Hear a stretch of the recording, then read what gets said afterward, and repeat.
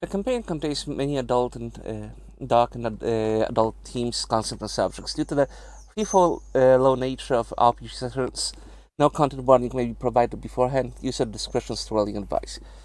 So the last time we left our heroes. Elizabeth and Lowell have inadvertently told Raymond how much his marriage is in shambles, and Anna is probably trying to do some manner of a pact with the Dark Power in order to perhaps bring our love back. Other than Canon Dolphus has found Father Christopher safe and sound, no problems. They did find some papers in the cabin as well, and Victor has been decoding them slowly. Overall, things are going great for everybody, right? Everyone is getting ready to meet the entity head on, and everything will be just fine. Right, guys? Everything will be just fine. Yeah, Why did you have to I say believe in us. Oh, We're great. so dead. We're so. We're fucking hitting dead. every death flag. No. Oh, guys, we're so cooked.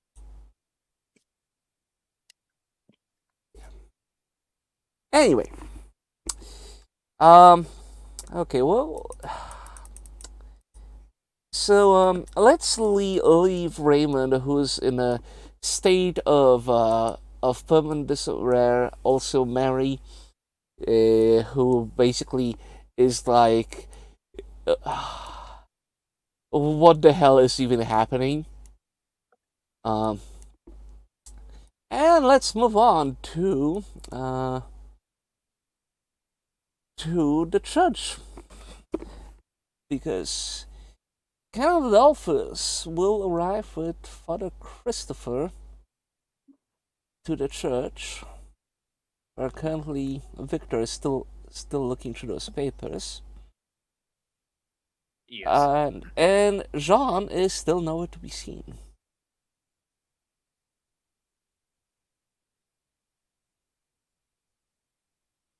Mm. Okay, so I've got Father Christopher in tow, and we're back at the church. Yes. Okay. Yeah, Victor is just sat at one of the tables in the back, basically poring over the papers that we got from the abandoned cabin in the woods and trying to make heads or tails of what the hell is going on. Yeah. Okay. So basically, the papers are basically recordings of what you assume was game war. It's very hard to pinpoint the exact thing this guy is, because might as well who could be just like a local like landscaper, but also game like so similar to a game warder then, or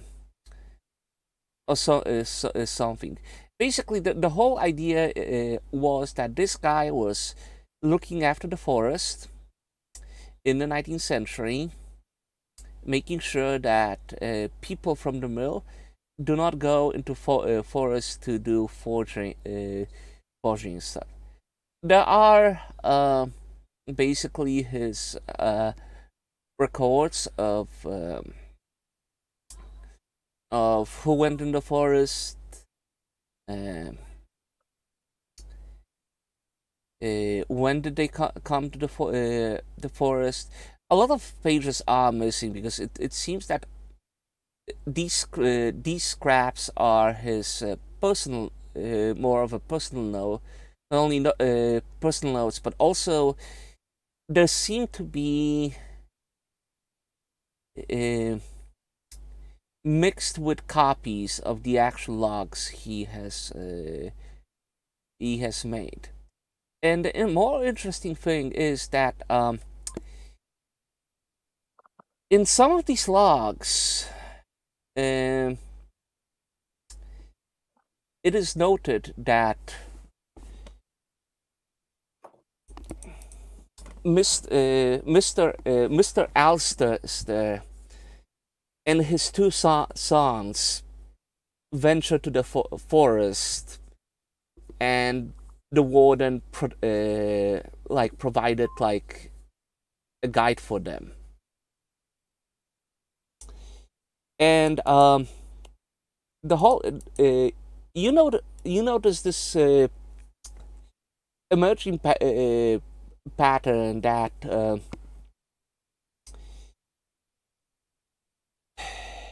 there seems to that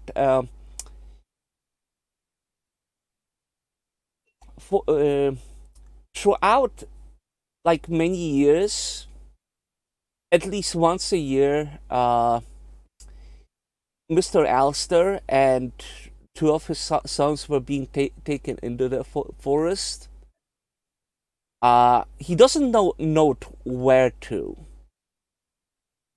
but you can see that with each year that his writing style has become more, I would say frantic. It looks like the guy was certainly losing nerve.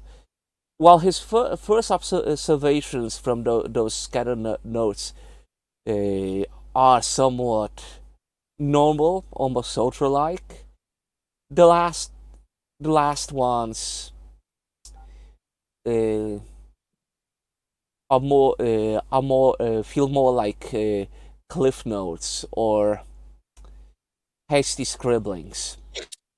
And you have this also this these side notes of quote unquote of few interactions between the warden and what he says what is in the notes, the forest. And it seems that the entity was seeking to ask for a favor, but it is not written what the favor actually was. Are there any dates on these entries? Yes, they mostly, as I said, it's mostly 19th century. So you would say that the dates were from around 1888 to about 1905. So this would have been when John and Stephen were like young, like little boys. Well, yes, but also there's one discrepancy.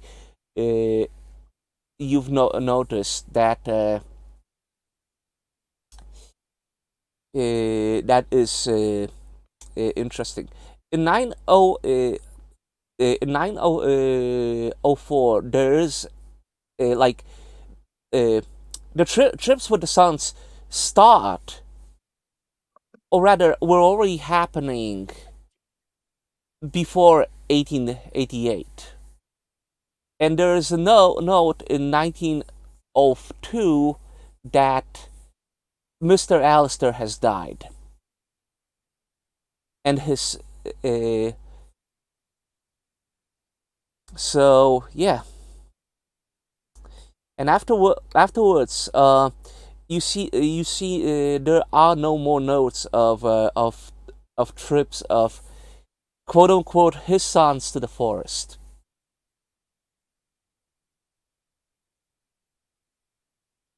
The other question I have a lot of questions about that, but the questions that I had before that was more of more of a basic one.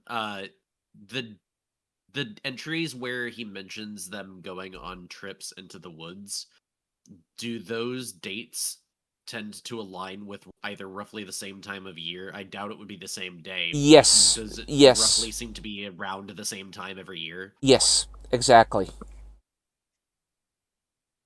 They seem to be very much aligned with certain, not exact date, but like a very similar time frame. And what This- would that time frame be? I was gonna say I don't know if this would be considered out of character or not, but my immediate gut instinct is that it's probably aligned somewhere around a solstice. How did you know? It is in June. Yeah, that's one of the equinoxes or the solstices. It's like I was. Either way, yeah. Like it usually is. You would say it's around the trip was around between 20th and 26th of June. Yeah. Give me 2 seconds because I actually need to add shit to my notes so I don't forget that. Do, do, do, do, do, do, do.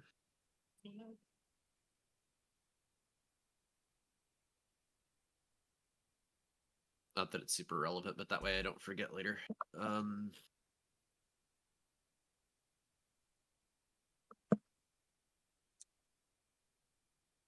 I'll give you a freebie because like this is because you're rather well informed by now.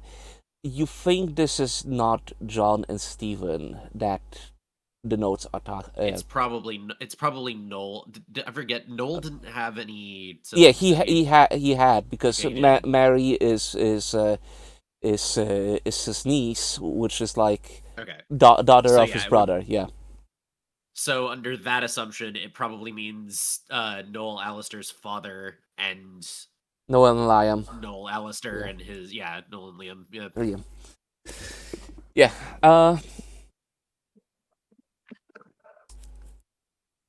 But it's Give me 1 second, sorry. it also seems that this position was terminated under Noel, or at least like.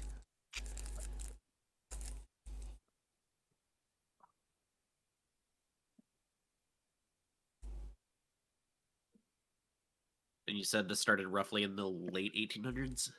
Yes. At least the position of this like the post of this warden started, because you have no idea what came before. Yeah.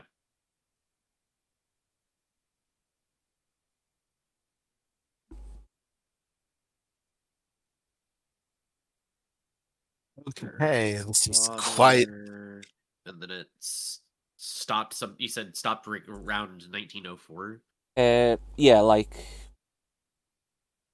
The Yeah. journal entries, basically. if the entry stop like I said yeah, I think I said that the death of Mr. Alistair was around 1904 and the entry stop around 1905. Yes. Okay. Give me 1 second.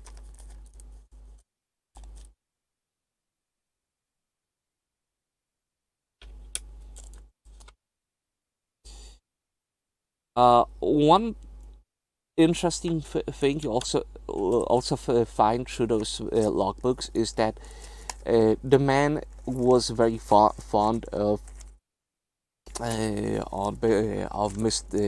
Mr. Alistair.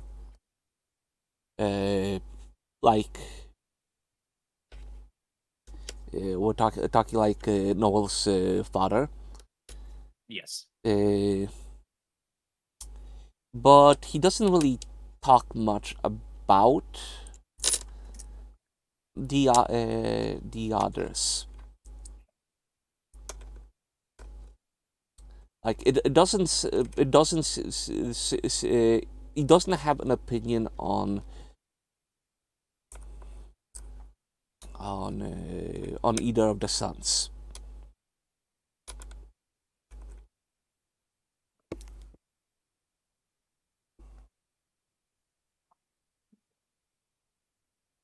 So while you while you're paging through this, Adolphus and Father Christopher walk on you, like going through the notes, and Father Christopher looks a little bit confused. Oh, I thought Jean would be here. He's not here? I ain't seen him since I got here. I figured he was with you. No, he left me in company of his little pet rooster, but other than that, I didn't see him. Huh? Rooster? Yeah. Yes, you might want to take a look at it. He just raises an eyebrow. He had this Father Christopher makes a gesture in with his hands to show off the size of it. Yes, this black rooster where he slept. I don't really know. Like, it's a very odd thing to keep as a pet, but I guess I've seen weirder things being kept as pets, like little weasels and even a raccoon or two, ever since I came here. To be fair, my mysticism ain't the best, but from what I remember as a kid, the roosters, don't know about the color if that's any significance, but roosters were generally considered protectors, or I don't really know the right word. Basically, them calling the dawn was meant to keep away things that weren't right, things that meant harm. Well, I understand Jean is very protective of me, but I think given how a man tends to get into trouble, he should be the one seeking protection. I don't doubt that.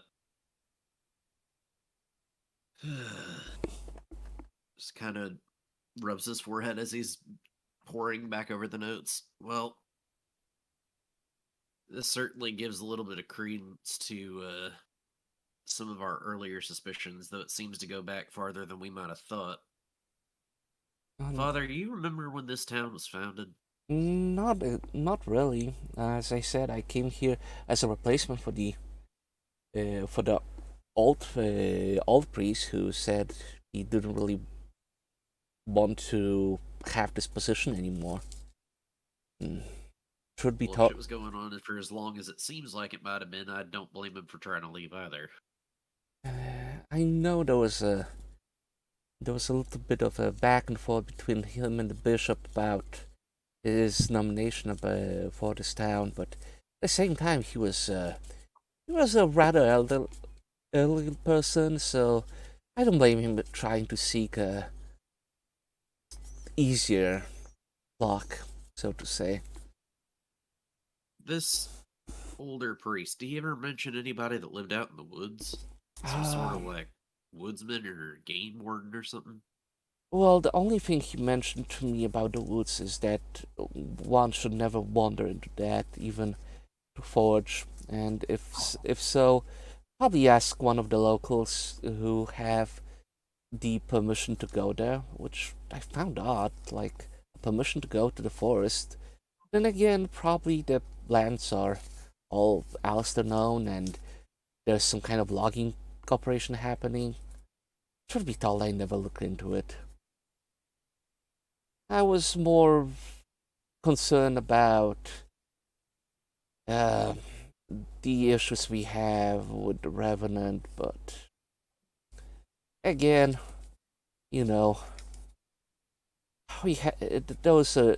these are more of a disputes of fate and a little bit of his typical American notion towards Catholics in general, or goddamn godless papists, as I heard him speak one time before he noticed me. Yeah, well, it seems like whatever them godless heathens, as he called them, were up to, it might have been going on for a pretty damn long time. See, this person, I don't know what the right term for this guy was, woodsman, warden, whatever the hell you want to call him. Apparently, he'd been around about as long as the Allisters. Seems as like the Noel Allister's father and his sons have been going out into the woods for at least as far as I can tell from these, probably longer. Can't speak to before this, obviously, but the late 1800s. Oh dear. Not only that, but they've been going out about around the same time, summer equinox. Do you really think the Allisters are engaged in some pagan worship? I've heard of such things being performed in England with some rich noblemen just being bored with life and thinking that if we submit ourselves to these awful practices of our ancestors, we would gain favor of these ancestral demons. But no. Overall, I just don't believe some that. While it's indeed wrong, I just think a lot of these people just don't know what they're up against. Yeah, well, pretty interesting coincidence considering the fact that this town has been fairly prosperous, and while one of the men was put away in a damn asylum, this place has profited for years. Are you saying that there's an unholy pact at work here? I'm not the spiritualist here, but there's a lot of things that line up a little too conveniently, and while I might be a reporter, I don't believe in coincidence. Adolphus is going to just grimly nod at Christopher's suggestion. Oh, Yeah. and my suspicions about some unholy forces taking hold of this town were true. I didn't mean to have you father just like waste your time, but it seems that on the other hand, my suspicions were 100% correct. Oh dear me. Thing I don't get, and the thing we started missing information on, we know what this thing is. We know the Allisters, or suspect at the very least, I don't suppose we technically know, but we know that they've had interactions with it, at least some of them. And we know that they've been going out into the woods around the same time for years. Now, the solstice or not solstice, my apologies, the equinox, tends to be around the same time every year. I don't feel like it's a coincidence that they're heading out around that same time into the woods, and that this woodsman, warden, whatever the hell we want to call him, I'm just going to call him the woodsman for now. This woodsman was being a guide for them to somewhere. Doesn't say where, but mentions that he took them out to the same place. Speaks pretty fondly of Noel's father, but not much about the kids. But if you take a look at these, and he kind of fans out the notes in as roughly a chronological order as he can. Well, thankfully, you know anything about this writing? Christopher is a fast. I well, he starts with a beautiful cursive reminiscent of proper 19th century, and then he takes one of those pages. It looks like he doesn't have the same agility or he was using to write these. Uh, either I would suspect either arthritis or. Hmm. It's a good guess, but frankly, I'm a reporter and a writer. I spend a lot of time around handwriting, and that don't look like age. Some of it might be, but this person's clearly losing it. Over time, something's getting to him. And if you look around here, and he points out the mention of him talking to the forest. I see, and there was some manner of a promise, but there's no mention of what the promise was or what would it entail. Huh. Yeah, well, I have a feeling that this, and he pulls the box that we pulled out that we still haven't opened yet, might have some more information. Problem is, we can't get it open yet.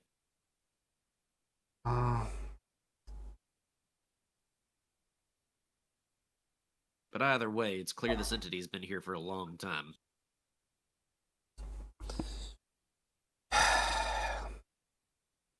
He wraps Also, just to make sure I'm not talking out of my ass, it does look to me, as somebody who has spent their time around a lot of writing and done. Yeah, no, like he. That it is clearly his sanity and not his age that's causing the Yes, deterioration yes. in the writing. Yeah. Yes. It is very much just like, because you've read, you noticed that basically his writing, like the way he wrote sentences deteriorates. As I said, like from someone who wrote stuff as actual reports in a soldierly manner, so to basically it went from basically no intrusions,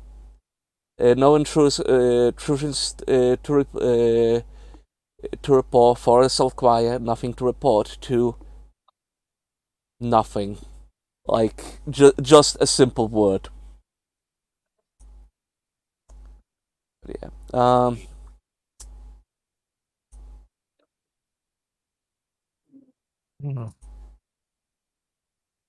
You kind of see as they're looking over it, and he's kind of like asking for the father and the canon's opinion on like what they think about this writing. You can kind of see the gears turning in his head, and some things start to click into place. Wait a minute.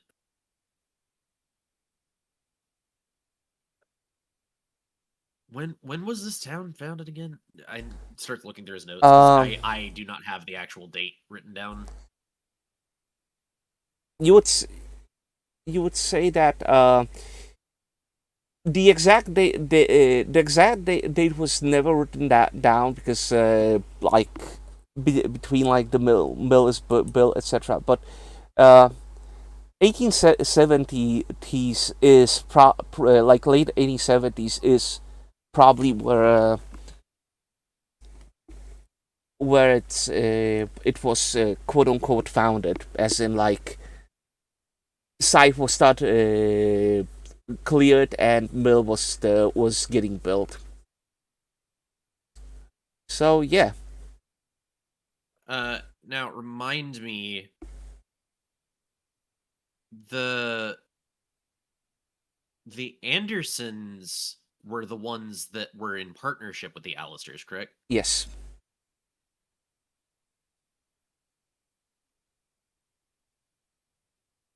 Like as he's kind of connecting the gears and connecting the dots, you can see his eyes kind of widen a little bit, and he goes back to the first paper, the most legible, the one that is written in the best handwriting as humanly possible. If I have to make a roll for this, it's fine.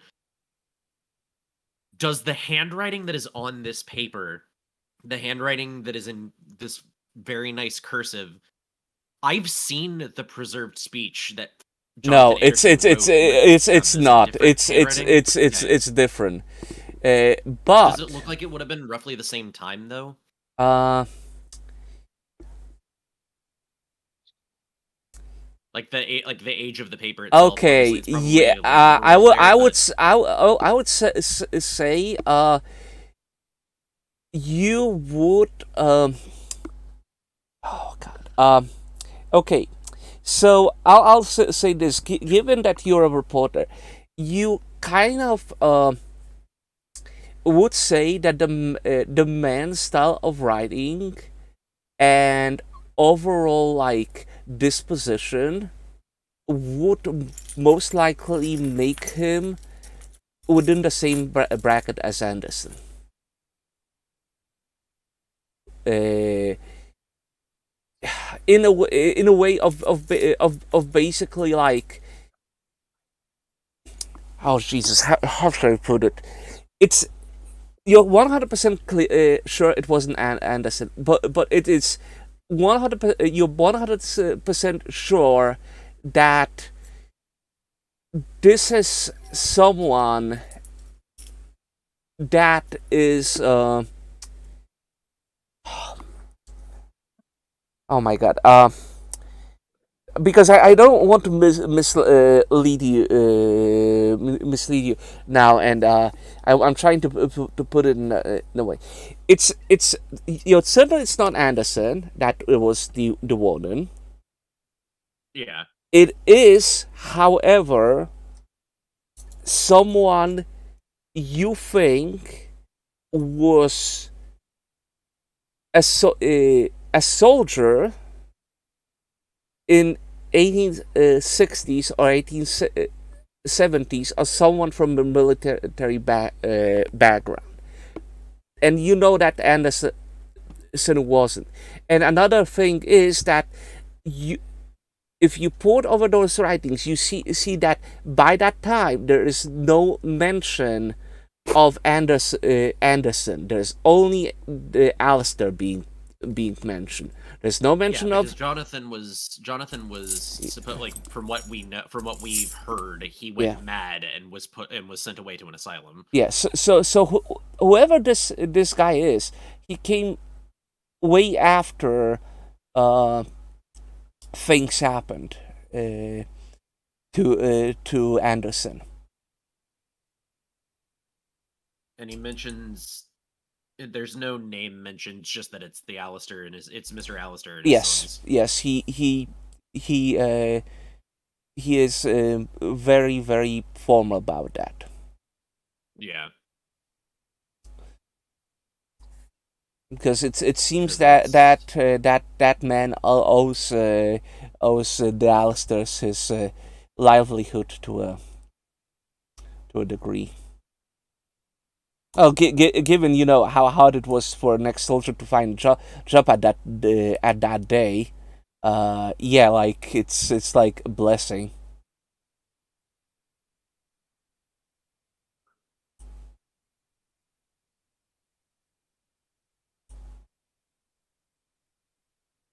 And we know that Liam is not, if I remember correctly, Liam is not in Andersonville because he moved out a long time ago. He moved a third time ago. Set up a rival company, and as far as you know, is not on the best terms with his brother. Yeah, which unfortunately means that in terms of direct sources, the only lead that we have is Noel Alistair himself, who's either likely to lie directly to us or not even give us anywhere near what we want if he talks about it at all. Well, there might be some other things you're missing, but no, I know there's other things that I'm missing, both in and out of character. Like Yeah. this is This is one of those things that's chewing at my brain because the pieces are all there, but the pieces are all there. I've got the border of the puzzle.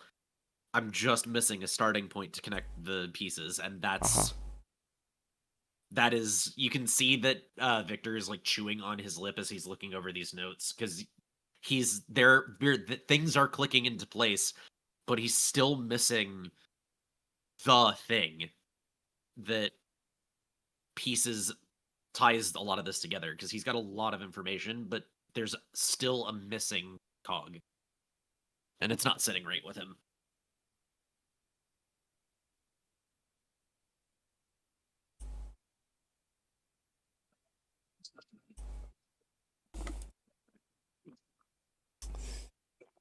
All right. Bill, who sealed the entity in the first place? That's I don't know if it was ever sealed, was it? The Standing Stones, right? Somebody had to do that. Well, sure, the standing stones are there, but if we look at the information that we got from the Historical Society, they were trying to find a way to bind it to the stones.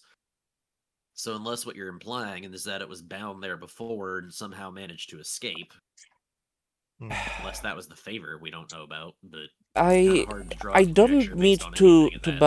about it, but how old are exactly the standing stones? Father Do I Christo. have that information?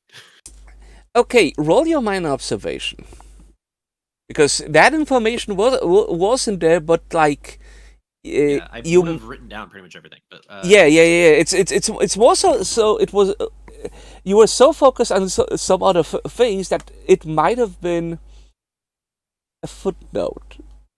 Mind an observation, and I can use favorites looking for clues to reroll Yeah, ones. yeah. Okay, mind an observation, looking for clues, rerolling ones. Got one that I can reroll. Okay. So for D6 greater than 4.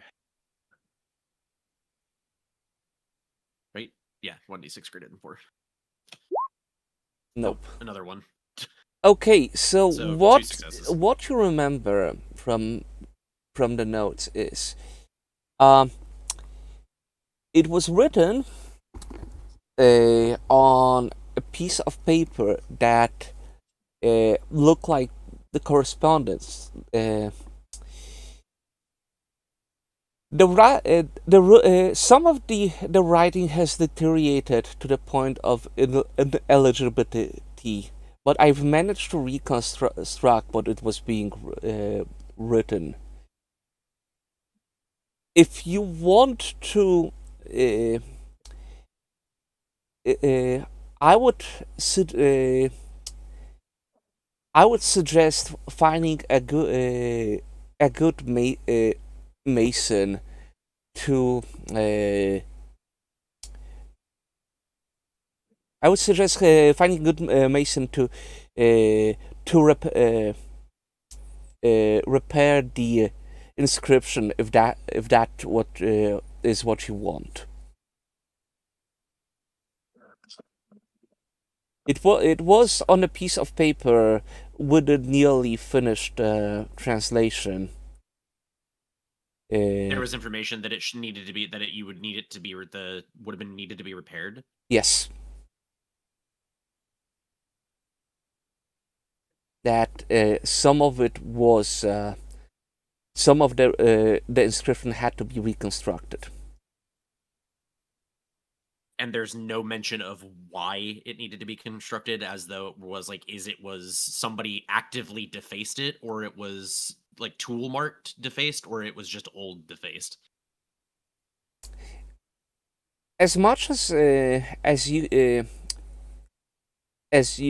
could tell from the notes, there was no specific mention of whether it was defaced by tools or by Ulf, but it is implied that the writings are marred in some way.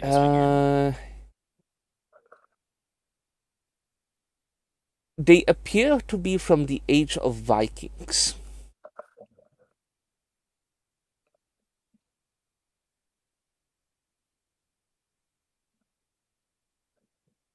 Yeah, well, that tracks with information, but the only person here that has even remotely seen anything similar to them, and that would be the person that's seen it in a dream, is not currently here, so I can't ask them that. Because I don't, as far as I recall, none of us other than Kalain have actually seen the stones in Kal- like a dream or anything. Colleen Because I know that and which I know that Jean. Kalain did, and John, who's not here. So neither of the people that have are able to. Yeah. Yeah. Actually, let's move over to Colleen. Colleen, what are you doing? Oh, what was I doing? Yeah, that's a good question because Oh, wait. I was going to talk to the professor because Yeah. smart people would be nice to take to the Standing Stone.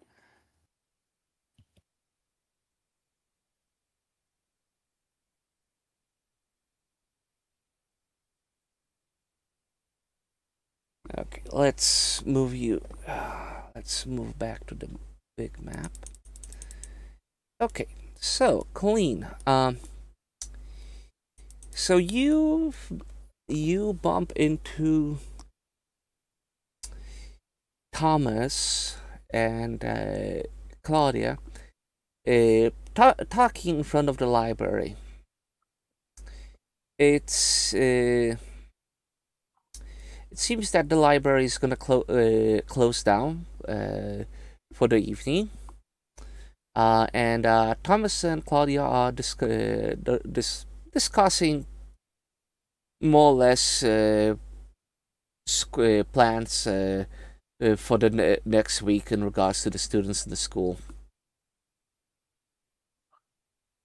I will politely wait in an out of the way corner for their conversation to be done.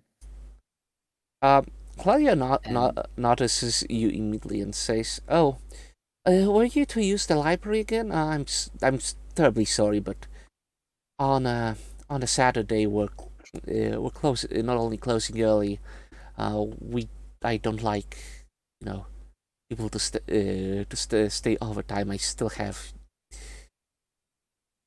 a home to return to, you know." oh, no, I wasn't planning on going to the library, as riveting as it is. No, I was hoping to talk to Professor here. Ma? Oh. Well, yeah. Well, young man, do you wish to know something more about the old world, perhaps? I recall our conversations stop abruptly, but we can still continue it.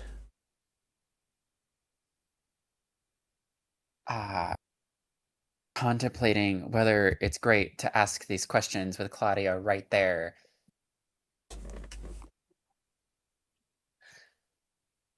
It was more of a favor, but a more private one, if Claudia, I'm not being too rude. Claudia, Claudia giggles. My, my Thomas is just like at the university, huh? You have young men piling at your door asking for advice, but we can continue the after can continue a conversation after church. It's not that we do have much to talk about. She smiles at Colleen. After all, the school year has been just going for. Actually, hold on a second. Oh Jesus, I forgot what was the what was the time frame of it, because I know it's autumn. Oh, okay. But The gears are probably turning in Cal's head based on what is being said in front of them. Claudia says, Thomas, we'll meet tomorrow. I'll leave you with your with your with your. She smiles at Colleen, student, and she walks What's the out. equivalent of insight in this again? Would it be questioning Questioning? Yes. or observation? Okay, No, I it's can do question. questioning. I just want to see if Cal is picking it up. I want to try and insight what she means by this. Okay, that's a good roll. So roll your mind and insight. Mind and In questioning. no, mind They're and not questioning. very Puh, great. puh, puh, puh. Maybe if it will function. I There mean, we she is go. going about this with all the subtlety of Oh, a backstabbing okay, front. okay.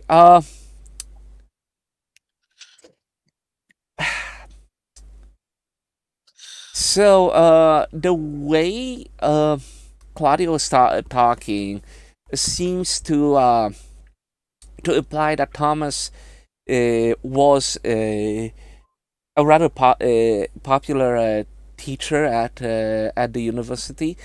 You cannot really Yeah, popular. like guess whether that has to do with uh,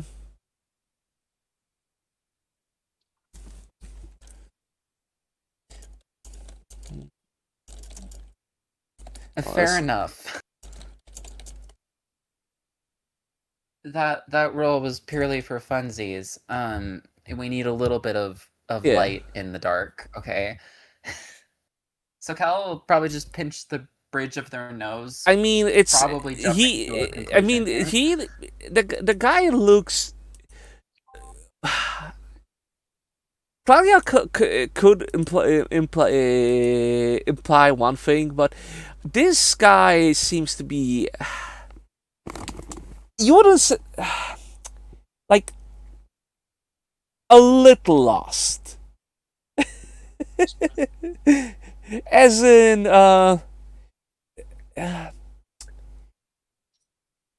you think like this guy when it comes to sexuality is perhaps like a little bit more passive than active, so to say. Fair So to say, like if you were to you would have to take lead, because otherwise the guy is more going after the science of things.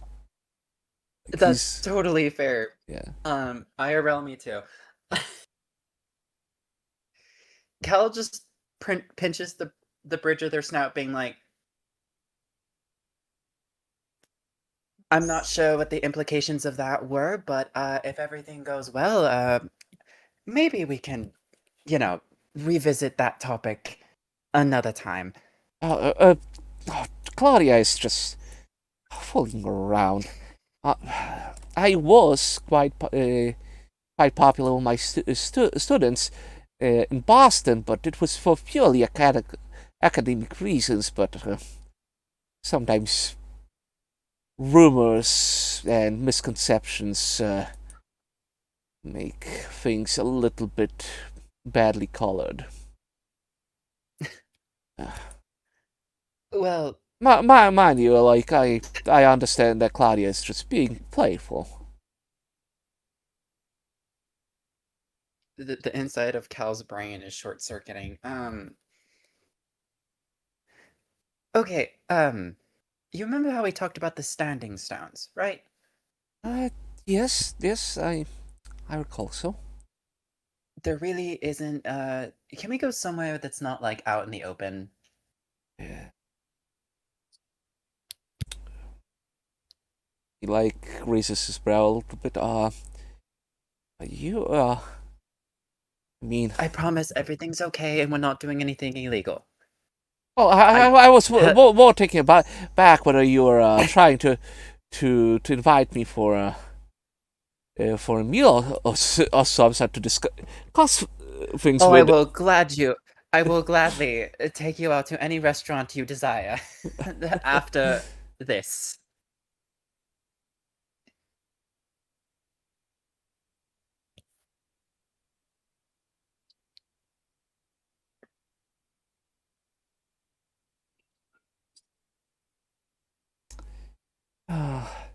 This is just hilarious. Thomas looks a little bit lost. He's like a child in the park. You can see that this academic mind, when it comes to like situations like this, is completely just defenseless. He looks Cal has like nothing in social ability either, so it is two socially inept nerds trying to navigate a conversation. he looks as lost as Lowell is whenever Victoria makes a pass at him. I told you that undergrad said we were just doing that to like explore Greco-Roman life. I don't know why everyone's so weird about it. Yeah, bro, out here catching strays. What the fuck? Okay. Bro, lol out here catching strays. Goddamn.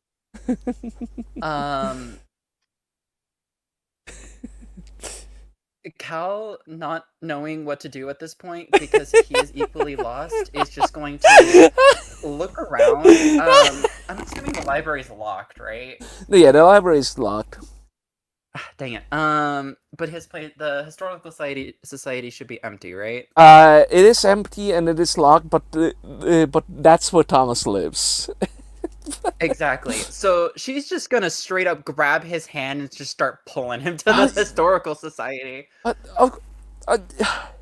Young man, please.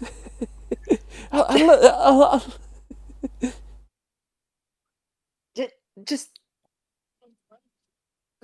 I used to be an athlete when I was young, but I've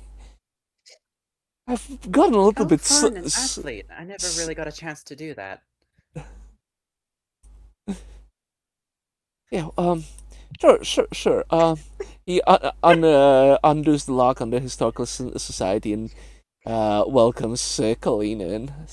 Well, Once they're behind closed doors.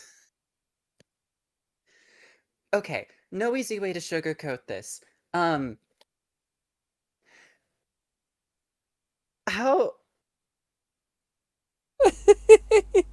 do I word this? Okay. There's You no way to prep. do this without physically blowing your mind. She's just gonna telekinetically knock something over. okay, roll your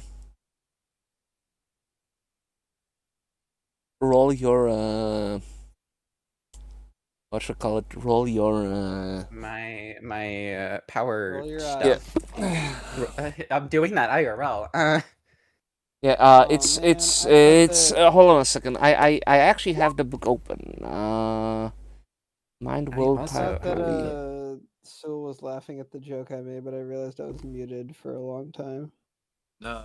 Oh, can we get the joke then? Please. Because you're like, oh wow, Lowell's catching strays, and I said, and that's okay, I'll just bounce off his enormous abs or some stupid shit like that. Or I was just like, he's big enough, he can take it. And then Sewell started laughing, and I was like, yay, I'm funny, I'm so funny. I'm so funny, he says to a muted mic, sits in room. I'm so Oh, funny. take it. But that's still his. I have taken it, thank you so much. Oh, you're adorable. I know. Wait, I forgot to roll. I also rolled a d6, right? Yes, you roll a d6 for powers. Okay, that's 4 successes. Right. So with 4 successes, you manage to. She's just looking to make it as believable as possible and just knock over a bunch of like little things, not breakable things, not Yeah. things that will get messed up if knocked over. You you you manifest your powers The by having loose papers, small objects, fly into a flurry, showering, showering yourself and Thomas. Can I also relock the door with that, by the way? Because I Nope. don't need him running outside. Nope, nope. Dang it. You should have thought about that. I should have thought about that, but it's fine. Okay, It's because pretty in character. It's pretty in character for Kalain to just do shit and not really think about the consequences. yes, after it happens. yes, I love that. Yeah, That's very true. awesome. That's not a read, by the way, Arcane. That's just genuinely with the way that you've played the character. It's like, no, that's pretty fucking in line for Kalain. Yeah, blowing up a fucking grenade near me. That was an accident. okay? I'm gonna be mad. Here's a rock. I'm throwing a temper tantrum. Here's some PTSD. Okay, so what?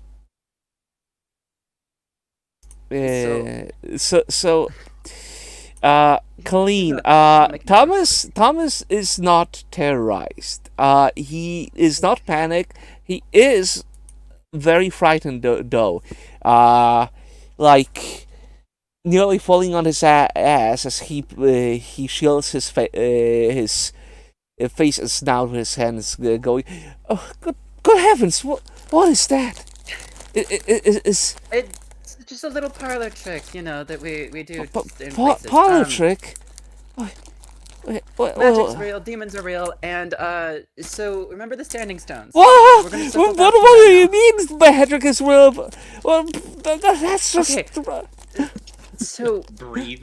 breathe, please breathe in and out very slowly. Me out of character. This is hilarious. Me in character. Why the hell did I let that ferret go off by himself? Yeah, no one should have let her. You're okay? a wizard, Harry. I'm a what? We left the child unsupervised. That was a bad decision. You really did. You guys Okay. need to fucking learn about this shit. Goddamn. Okay. So, gonna pass him a handkerchief, just if you're crying, here's this. I've had that reaction before. But I'm gonna start very slowly from the top. You know how outsiders have been dropping like flies? So that's the cause of a demon, for a lack of a better term. Good heavens! You're not suggesting pagan sacrifice in a beautiful town like this. Unfortunately, it's probably Young man, are you out of your mind? Okay, first of all, I'm also gonna shout out another thing for you. I'm not a man. Lol. I just have to look the part to get into places. But anyway, What? Oh my god. um, I don't Thomas. believe you. Flashes him. Thomas' mouth is now agape. His eyes are like pinpricks. It's like this gonna- man just is gonna take one off- short of blue screening. just taking off her vest for the sake of breathing because binders suck.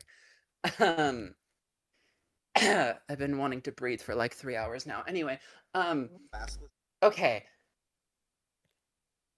So, I understand that this is a lot to take in the span of 5 seconds, but unfortunately, we are crunched for time. I'm at least 80% sure human sacrifice is on the table, but don't worry, we're not sacrificing you. I just might need help reading things. Reading things. What do you mean reading things? Runes. Celtic I- variety. Just like Mr. Alistair wanted me to do, but why would you need me reading I'm runes? 90% sure he's part of the problem, do- but Do you have some kind of a manuscript? Or gonna pull I out don't all understand. of the notes that Cal's quite been frankly, taking, the sketches. Young lady, I just don't understand what you're actually trying to say. I mean, the short of it Uh-oh. is I'm asking for you to follow me and my friends out into the woods to look at rocks. Out in the woods? But Potentially, that's forbidden. We cannot do that. exactly. It's forbidden because they don't want us messing with the demons, but the demons are killing people.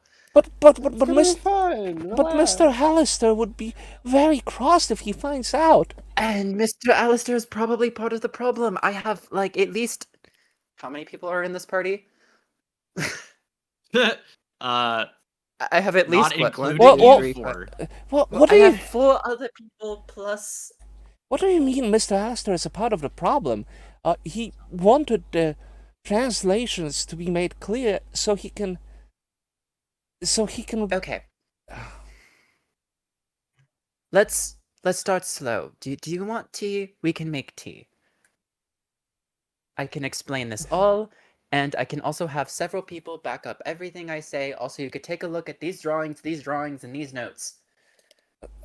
I just I think Miss I think you don't understand. Mr. Alistair is trying to restore these writings to some monument somewhere.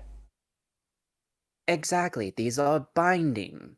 These are to bind something to a place. Well, Which he said the way he explained to me they are in very much disarray because over the years they have been worn down by the weather, and he wants to make sure they are as strong as they were first etched onto those stones. Which I fortunately I haven't had a chance to talk to Alistair, but Lowell has. That will become relevant later. I think. At least I think. Who is Someone Lowell? in this ragtag group. Someone you'll probably meet here in a minute. I promise I have other people that can corroborate everything I say. But I mostly need your help when we go and look at said monument, determining whether the binding is a good thing or a bad thing. Well, I don't have to go there to even tell you, miss. It's clear that whoever made those writings tried to bind a thing into a place of prison. But as far as things go, in my professional opinion, over 10 centuries, I think this place of imprisonment deteriorated beyond belief, given on the descriptions on the photograph that was given to me. Although I have to say that photograph was very, very badly done. But Exactly. And I have reason to believe there's several people in this town that are in league with said entity. And potentially feeding it. Well, whatever it might be, I know Mr. Alistair has requested the services of a very very talented mason to help renovate whatever that monument is. He has, hasn't he? Yes, he's gonna arrive here by train on Monday. Interesting. Okay. Let me pivot to a different angle. You're an academic, right? Indeed. And the entire display that I just did literally defies everything. You can't tell me that you're at least not like a tiny bit curious? I mean I could do it again. I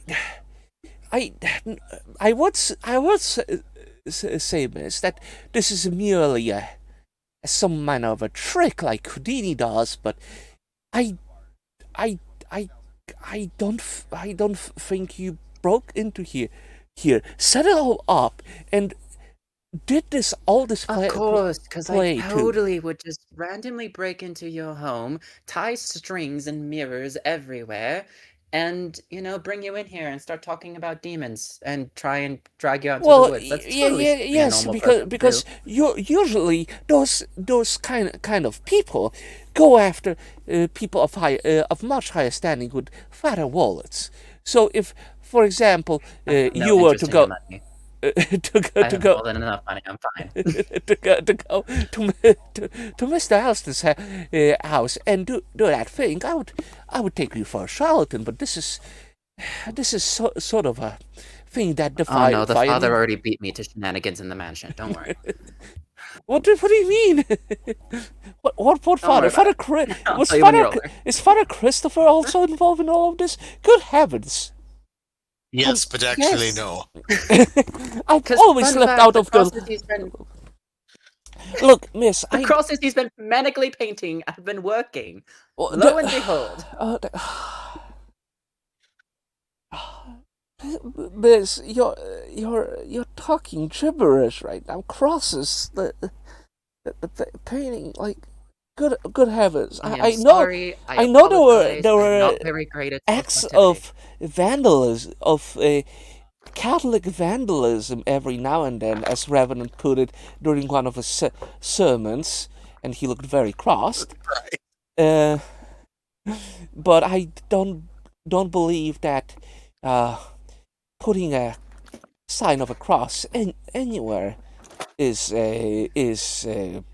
against You see, any manner of faith, given that. mysticism, it gets complicated, okay? It gets complicated. Sometimes the crosses work, sometimes they don't. I really don't know how to explain it, unfortunately, and as I hate and loathe to say it, Jean might know more about that, but that's another time, Wait, another Jean, place, and I hope I don't what take do up you mean by Jean? Is it like the oh little wait, poodle. that man. Thomas thinks for a second. I'm doing great, guys. I've seen worse. You haven't killed them. Honestly, I do recall. I'm wondering if they'll me a mercy at this call point. that gentleman, and he was asking me all sorts of questions about the town's history and some such, and which I couldn't really tell him much about, given our town's history starting in clearly in Yes, 19th century, yes. but The history. It's okay. It is. Don't you think it's rather odd that there's a plot of land with absolutely jack shit on it, just absolutely nothing, and then all of a sudden, a paper mill. well, It's Well, miss, the reason for that, I can assure you, is quite pragmatic, because it is one of those plots of land where the native Indians have not claimed. Even so, I do yes, do but if recall. you were to start a company town, you would start it. You would establish yourself in a place that already has a population. Well, yes, This but popped out of nowhere yeah, to no population I'm just gonna say and that. murder. Miss, I was just gonna say that I came across that there's some in a passing writing when I was investigating about this town on my own, because honestly I wouldn't just come to any manner of excuse the phrase, backwater town, even though the folks here are Finally, lovely, someone else thinks so. without making some manner of observations in regard to the town's history and whatabouts. And I did notice that there are history records, even though footnotes in writings about this particular place of land, where the local Indians have deemed this land as cursed in some manner. I Didn't they? honestly never paid attention to the subject of curses and some such, seeing them as more of a ill retelling of some legends and superstitions. But I I might have to Oh, please, yes, change we consider my that, yes. outlook on that, given what I've seen so far, and overall overall your disposition towards the supernatural. I have so many things academic things that I can trade with you and change your entire worldview at another time when lives aren't probably on the line. What do you mean lives on the line? Is there some? Well, considering the fact that this place is they're quite literally luring outsiders here to die, and probably whatever the others found out at the mansion, which I really hope they found something and didn't further piss them off again. There's likely a lot of death that is on the horizon if things are left unchecked, which is why me and my merry band of misfits are trying to avoid that. Well, that's very Or I'm noble, gonna but get on the next what train.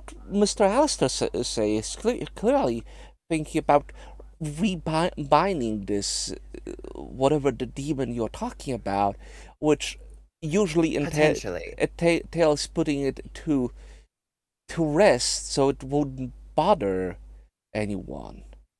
As far as I know my mythology, and I studied both Celtic and Norse writings, even though I have to say our knowledge on either of those is quite limited. All I can say is that I do trust Mr. Alistair in what he is trying to do, because it feels like whoever has bound this entity here tried to bind it in a place where no one would find it. Simple manner of increasingly weakening. The problem with binding, however, is that it will always degrade. Well, It will that's keep getting out, and it will keep causing a problem. and that's what I'm saying. This is that Mr. Alistair is trying to alleviate the problem by having this monument refurbished. Only for the monument to wear down again, or for someone else to find out it's there Well, and break what do it you propose purposefully? then, Miss? What is your grand Oh, we could scheme? probably just kill it. That's preposterous. Okay. Do I need to lift paper again? Preposterous does not belong here in this vocabulary.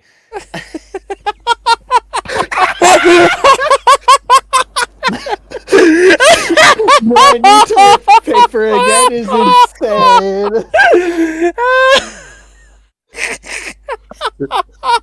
Do I need to be a strong gust of wind again? You've seen. I am more like find it need funny. to Preposterous fuck is your not notes in this again? vocabulary. I'm like, oh, good heavens! I meant to say it has no place in this conversation, but that came out. That instead, still came so out we're rolling. perfectly. It is. The It thing is. that kills me though is that this man has seen somebody do legitimate, like, it's like literally a hey. You could look around your office and prove me wrong. You can find the wires that aren't there if you think there are wires. But you just saw this person do an actual, like, whether it be psychic, whatever the case may be, you've had this person prove to you that the quote-unquote impossible is real. What more do you need? Like... Okay. So, alright. It appears that I'm very terrible at the whole social thing. I have been told Yes. by many, many, many people, including the voices in my head. Kidding. On the voices in my It head. looks towards the screen. Looking at the screen, the voices in my head. The voices in your The messages on head, that Discord say I'm bad at bothers this. everything else. Not so much. No. One of So the it voices turns out screams, I'm bring very- this man to the church. So, okay. Let's back up. As I have been told many times, I'm quite terrible at the whole conversation thing. There's a reason I am still painfully single. Anyway, how about this? I can sit here and spend all night telling you absolutely everything and persuading any and all anything in the most monotone, matter-of-fact way you want. I can probably, keyword is probably, perform a number of quote-unquote magical feats that would prove to you that there's no wires, mirrors, or any sort of Houdini going on in here. Very intelligent, clever man, but that was not magic. At least I haven't proved it yet. Or disproved it. Working on it. Remember that Houdini was a spiritualist, but he just went around and basically debunked every other spiritualist. It is absolutely fucking funny how much like he believed in supernatural, but he constantly just went around and tried to fuck over charlatans just to prove a point. Like to prove that the other side is real, he went so hard into debunking others because he was searching for that one person he couldn't debunk. It is that's Exactly. how he worked. It's actually kind of interesting how his stuff worked. Anyway, But yes, I can do all of that all night. I also probably owe you several apologies. Um I don't know. I mostly um I don't know. But we can also just go to the church, and there are at least 4 other people there, maybe 2 others who can back up everything I say and put it with a lot more tact and a lot more, probably manners at this point. I really hope I'm not one of them because I am not going to promise that at all.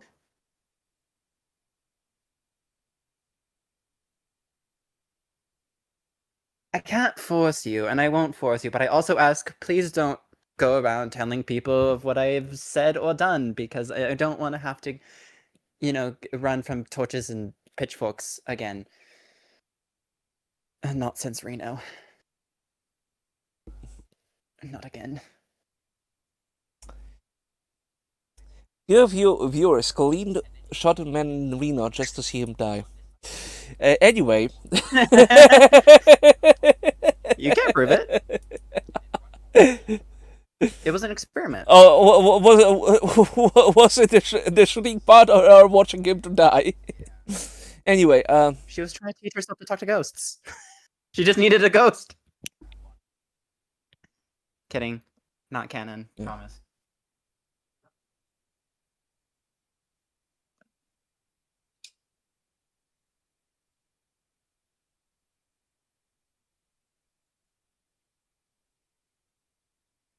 And for what it's worth, I would love to have actual academic conversations when the danger's past.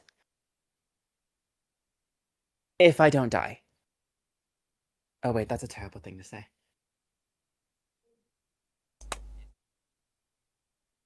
Is he freaking out at this point? he is so fucking confused. He is just like, he is on the verge of blue screen.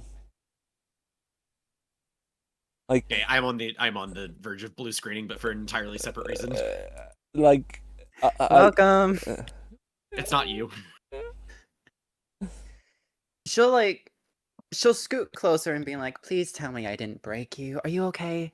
hey, this is a lot of information to process, miss. I just don't understand half of it. Truth be told. Is he about to cry? No. No. Okay. No. Sounded like it for a second, and I was like, oh wow, I really royally fucked up Oh, here. Okay. no. Yeah, he is a little bit confused. You can do your minor negotiation roll to try and get him to follow you.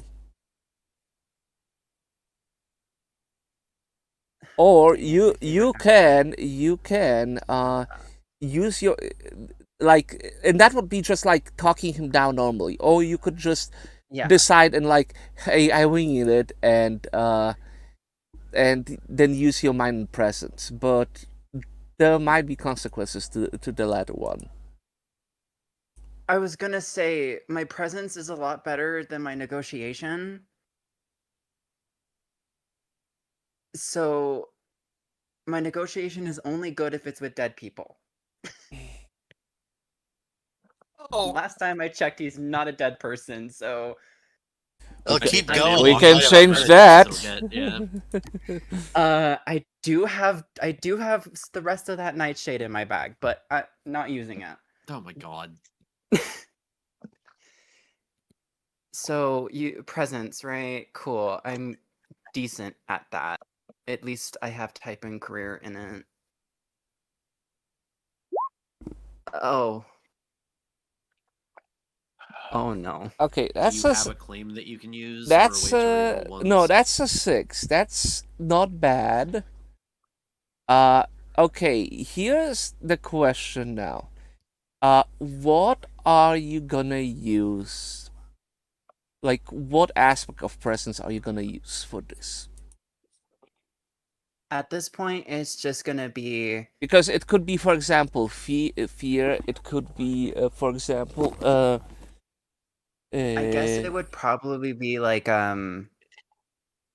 it could So be you know how you wouldn't negotiate with a child? You would mostly use charm with a child.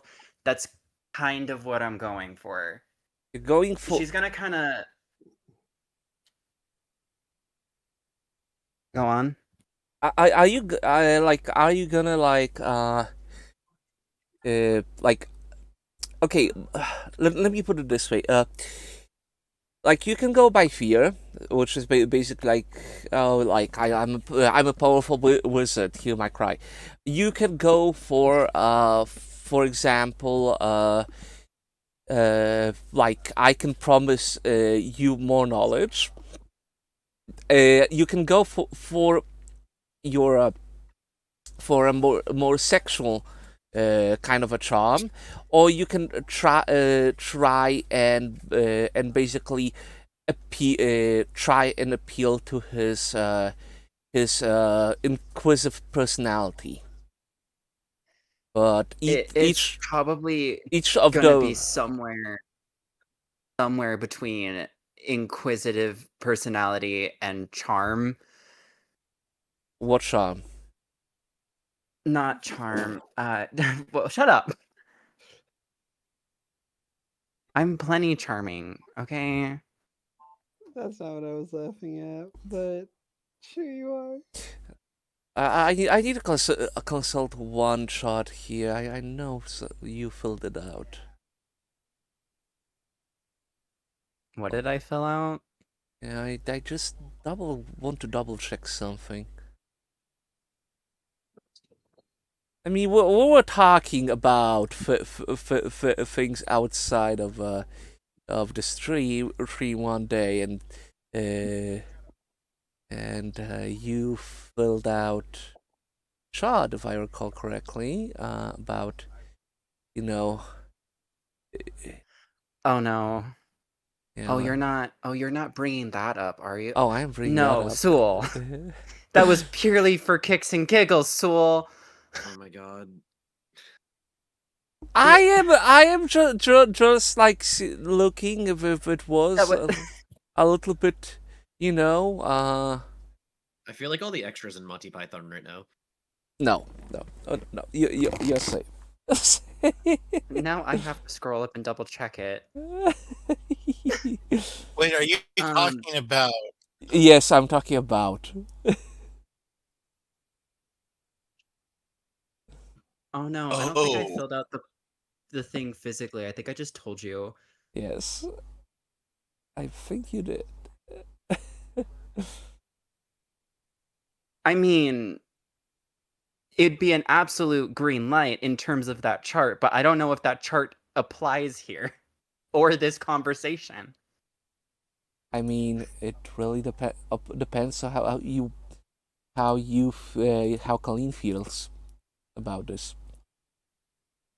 Colleen is mostly feeling terrible that she went in guns blazing, and she just has a really tough couple of days, and so tact is thrown out the window, and she feels bad about it. Okay. But genuinely wants to get to know the professor because fellow academic. Okay. So it's in a professional. Whether or not that leads to other things, I don't know, what devious machinations are you thinking? Oh, I am always thinking Oh, that's of a devious problem. Anyway. machinations. Yes, I know. I've been told that. Now, jokes aside, if like the crush Colleen has on Thomas is purely academic, like, sure. Okay. It's probably going to become something else depending on the next couple of interactions, but we're... Okay. Anyway, For now, it is not. for now it is questioning. Okay, I'm double checking because like this is also like a very much a defense roll from him.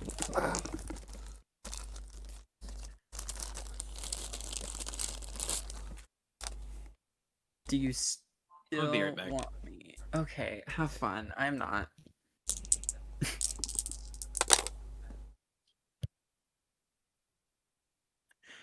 I just wanted to make him not panic. Okay, so he doesn't panic. He doesn't panic. He will say this. Miss, I I implore you. I understand what you're trying to do, but I believe in what Mr. Alistair is doing. If Then let me put it this way. Stay on Mr. Alistair's side, but still come with me. Give me another point of view. I don't are know those Mr. Alistair. friends you speak of not aware of what is happening with the Standing Stones? Oh, they are very, very, very aware of what is happening. Each one of them has had a personal run-in with a friendly neighborhood entity and are very aware of the Standing Stones. And they can give you a lot more different points of view on the situation. And I would really like someone like-minded with me to figure this out. And if you truly believe in Mr. Alistair's good intentions, then you will see things that I don't see. Great minds often don't think alike, but Okay. they help. All right, just to satisfy my curiosity, miss, about this notion you have, but I still believe that what Mr. Alistair is doing is even though like I did not believe earlier about this whole demon nonsense, I'm more inclined to believe these days. Sure, I will at least keep my mouth shut about your doings as long as you can promise me that Mr. Alistair comes to no harm. As much as I would love to promise anything right now, I would love to do nothing more than hold out my pinky and give you a good old sacred pinky promise that nothing bad will happen, nothing bad will come of anything. But unfortunately, in the realm of science and mysticism, there's no such thing as a guarantee. We don't know what Alistair's true intentions truly are at the bottom of things, or his extended family. So, potentially going out there, figuring things out, and solving the issue might earn some ire that could get people caught in the crossfire. But what I can promise you is that me and my fellows will do absolutely everything in our power to do what is right by You- the There you go. people, by the You're town. you're putting Uh-huh. my job at stake. You know that, Miss.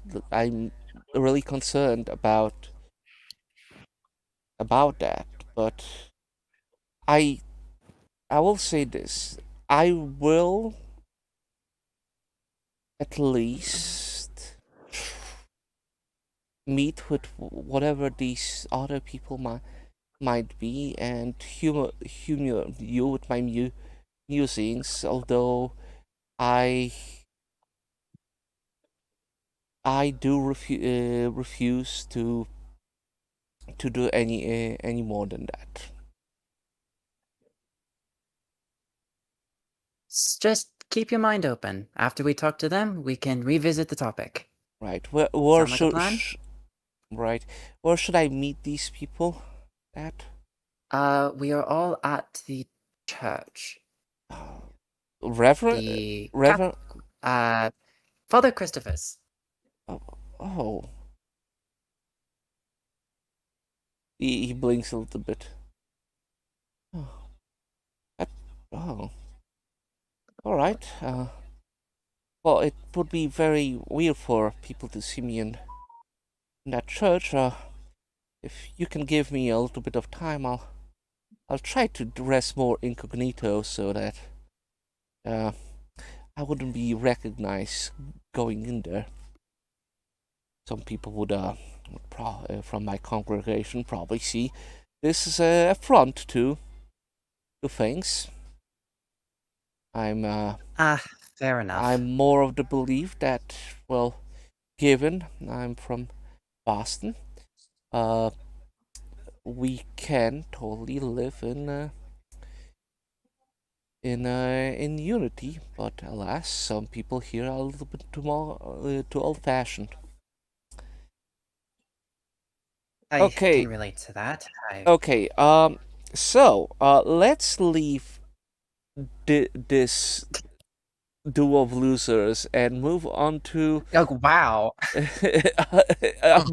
move into the Halbach family film.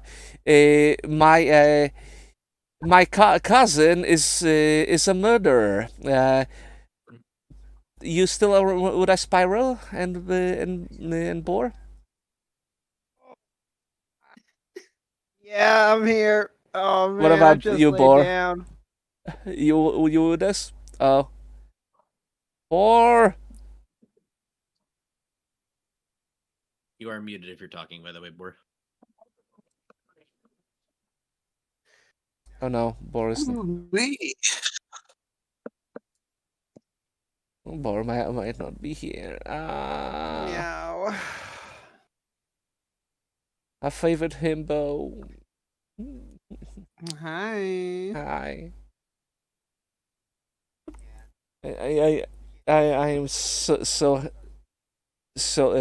amused by this by that drawing my friend made. It is so good. Weh. Is he gonna become the reluctant god of the reluctant deer god tasked with protecting the sacred forest? I think you need to go before you did that. He might do something to the sacred forest. I don't know if it's protecting it. Oh, At he least will not in the short he will term. he will touch the mushroom. Arson. He will touch the glowing mushroom in the center of the woods. He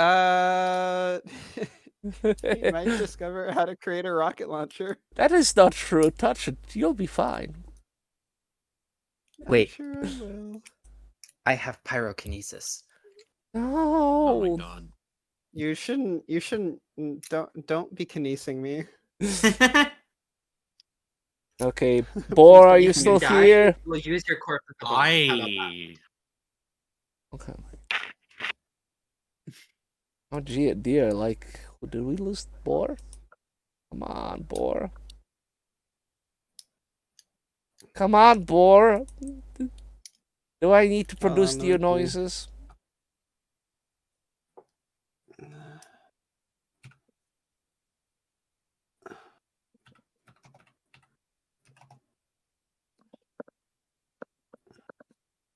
sat on my leg too long. Oh dear.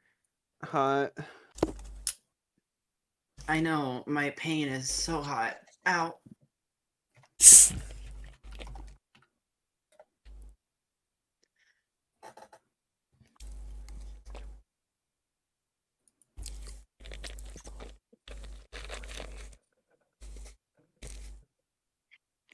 At some point, we should have got a, like a hang in there poster or something to put on the stream when stuff like this happens. I'll contact a few people. Maybe they'll be able to do something like that.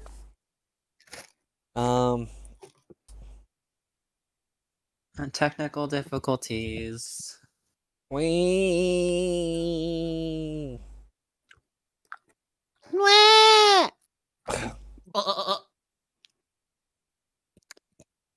My ear. It's fine. We love for you. We love your noises here. Are you back with us, Boar? No. Oh, for fuck's sake! Yes, I am. Sorry. Oh, okay. Oh, there we go. There he is. We thought the Yeah. entity got you. No, the entity is not real. Unlike the tax office, which is real. I was gonna say, I nearly Yeah. died to that. How many times now? It's very real. The tax office? The tax office is real. It can't hurt you. Ah, it's anyway. In the air. Okay. So, Nah.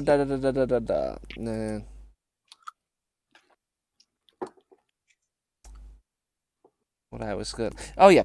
So, Lowell, Elizabeth, Sure. you are currently in the shed. Currently within you in the shed, there is Raymond, who is having the worst day of his life. No, second worst day of his life. Currently, remember the first worst bad. No, I would say. Hold on a second. When it comes to ranking of bad days of his life, World War He One would was be. in World War One. He was in World War One. So I would say in this, this is in the upper bracket of worst days of his life. And post-war is the second worst day of his life. And currently he is sitting on the floor. He is looking distraught. Mary is also there, who is looking quite shocked at the revelations that she has witnessed right now. And Lowell is there looking angry, and Elizabeth is also there looking a little bit distraught over this turn of events. So, how are we doing, guys? Lowell, Thanks for asking, Sewell. We're doing great. you were telling Raymond to get out of this town. Do you have any plans for that? Walk up to the station, buy him a ticket, put him in a hat, send him somewhere.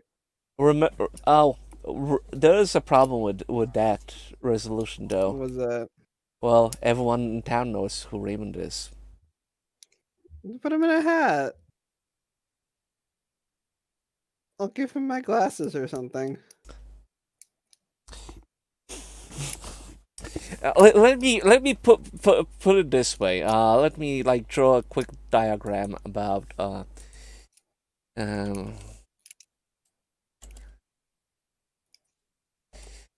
diagram. yeah. Getting art. Let me put it this way. Because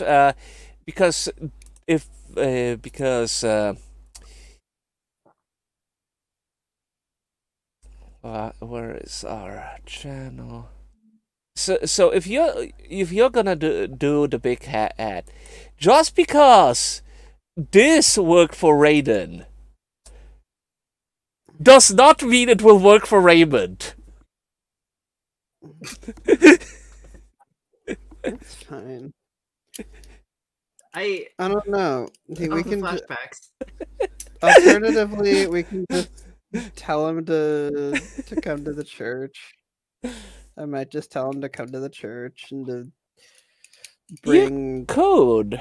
John and the rest of them at the church because the entity's not going to come to the church. They're So not. people can come to the church, but that's people, and they've got more important things to worry about, like the rest I of mean, us. Lowell, the problem is that socially speaking, I would see you're more of an intimidation guy, not of like, I'm gonna sue this Ryan Child guy. Yeah, That's more of a Betsy's thing. There. Yeah. it's Uh, true. Mar- Could use the Or med would my situation. Dang it. you like to? He's also probably just like really mad at Anna right now for fucking with this family too much. You're tearing me apart, Anna. Mary, Stop! You're tearing this family apart. Mary, like, looks at Elizabeth and Lowell. Look, if I look, I'm not the greatest driver in the world, but if it's needed, I could probably drive Raymond here for at least a while, because I don't really want to be seen as a kidnapper. And honestly, if people see me with will see me with Raymond, they will be trying to frame this more of Raymond's misadventure with voluptuous Miss Woodhouse, the breaker of everyone's man's heart. I'm more concerned though about like how will Uncle react to all of this. Doesn't really know any. Oh,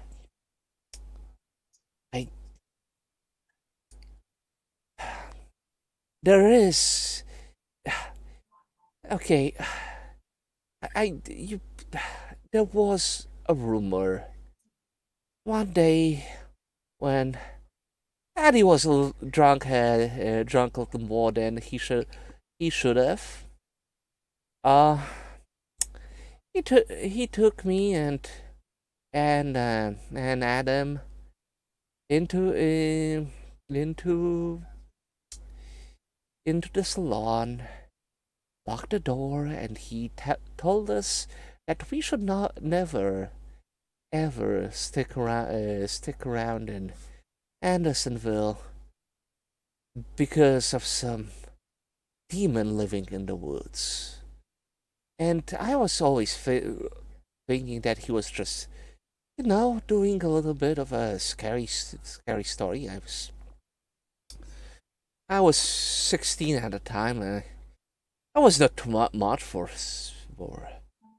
scary stories and whatnot, but I thought it was amusing the way he was talking about how his father took him and his brother out of the strolls to this sacred old place in the woods, full of mist, and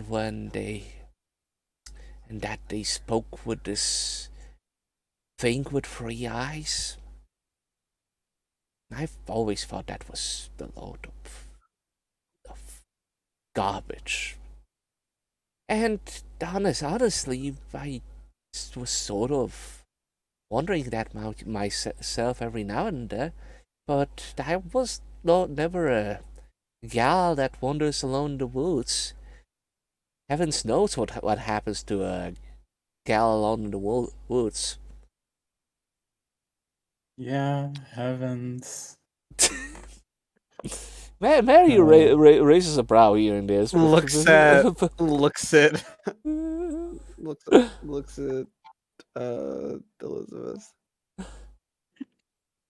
But if what you're saying is true, it's I don't know what to make of it. whenever I was trying to ask my father about that, he was always telling me to forget that and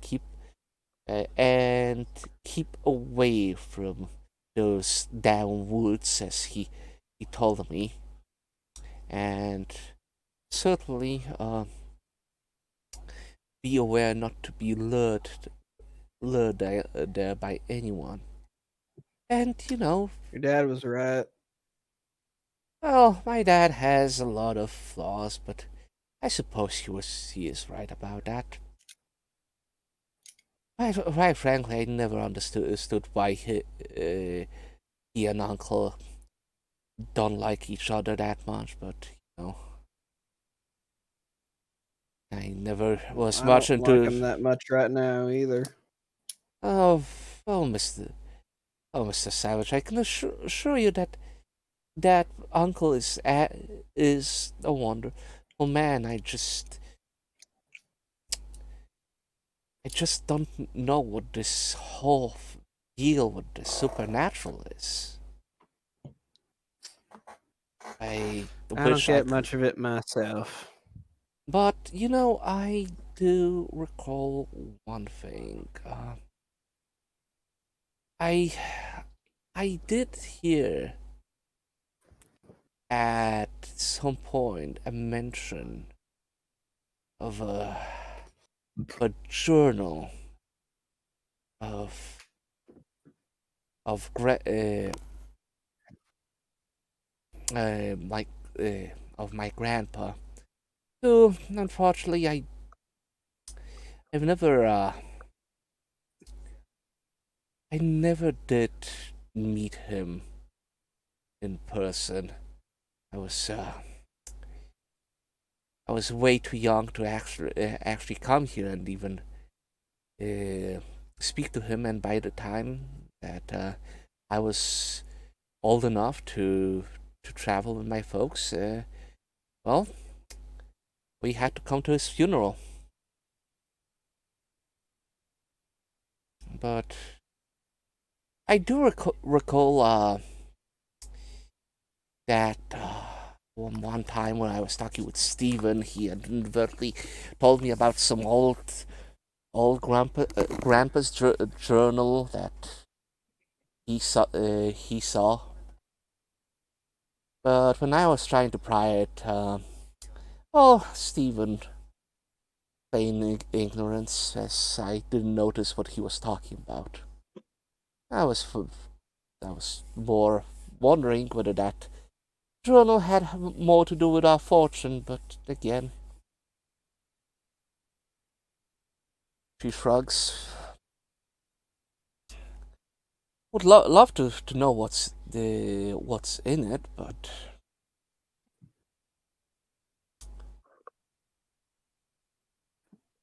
Where's the journal? that, Mr. Savage, is a great question. I haven't have the slightest idea where is it. And well, Go ahead. Sorry. and the only person that I think knows is Uncle. I can't really talk to him right now because, well, we're not supposed to be in the shed. So I don't know, Mr.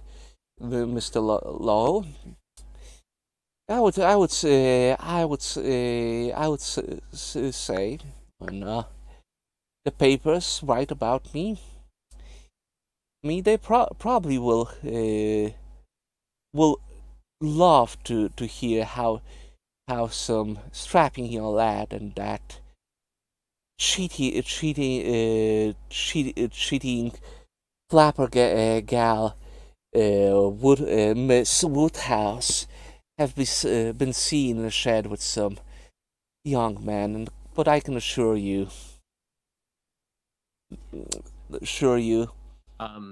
Oh, sorry. Go ahead. that I take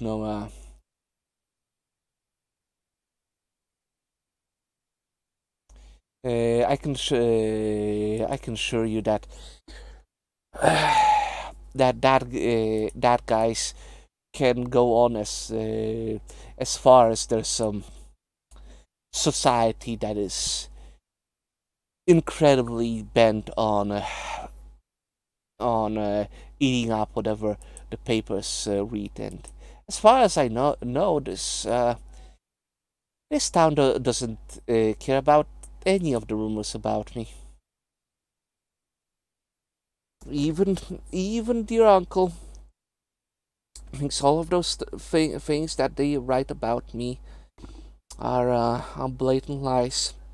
And again, I was always his favorite niece. Nothing like my sister.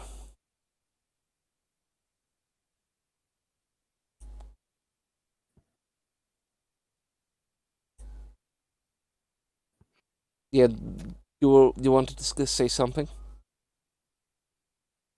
Uh No. Zammy wanted to say something. Oh, yeah, Zammy.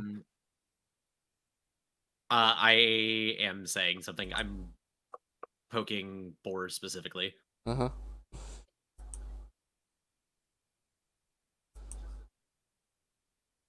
Just to be clear, they mentioned something about the study, right? Yes.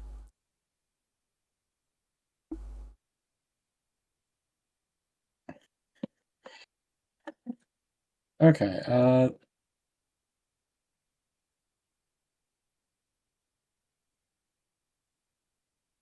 Hmm. I'm trying to think if there's any way I can talk my way into the study. You forgot Uh, something. I was about to say, even if you can't think of an excuse to get into the study, you might be able to persuade Mary to check something in there for you, seeing as she can come in and go out of the house freely.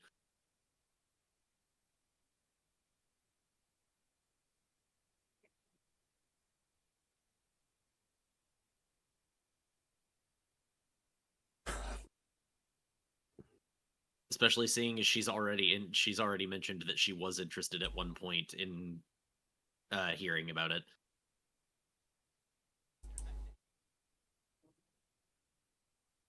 Yeah, definitely.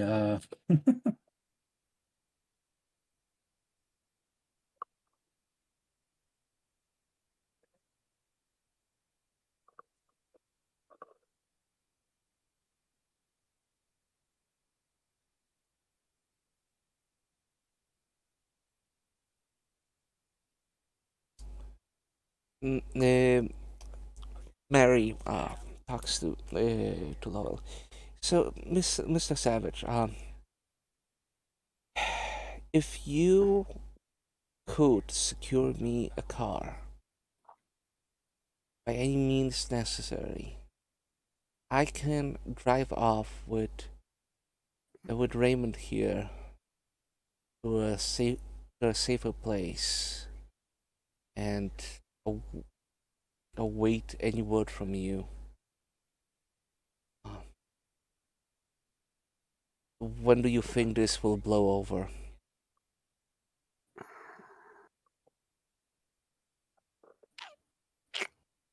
Probably about tomorrow morning. Hopefully about tomorrow morning. Um, Also, Betsy, for the first time, like Mary's disposition now, you feel like you're you're seeing a different kind of gal. She is a lot more stern, serious, driven. All of that bubble, like like bubblyheadness is gone. She she's a completely different person now. To the point that you're wondering, like, if that Mary you hang out with was the real one, or is this the real one? Uh, she is she looks at both Lowell and Betsy and says, "Look, all I'm gonna ask for you is for for Anna to not come to harm, okay?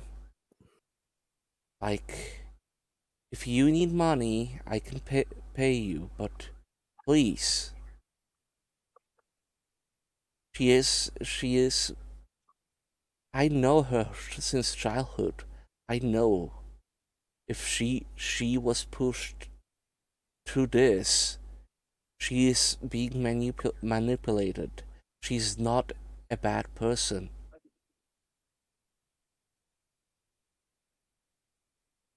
Can you at least promise me you will not harm Anna and get her out of this? Won't let Yes? we won't let anything bad happen to her. That's great to hear, Betsy. I just whatever is happening, I think it's way over everyone's head in here.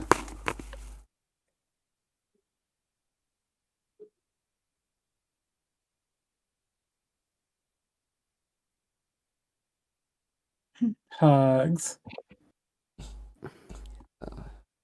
It's like, yeah, I can promise that. Uh-huh. So, is there anything else we need to discuss? Right.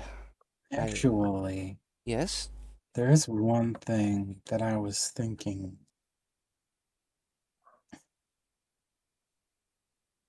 So,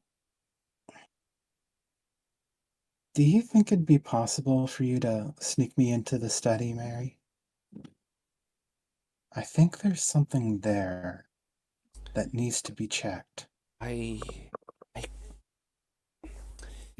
it's a very tall order right now, Betsy, given how everyone is in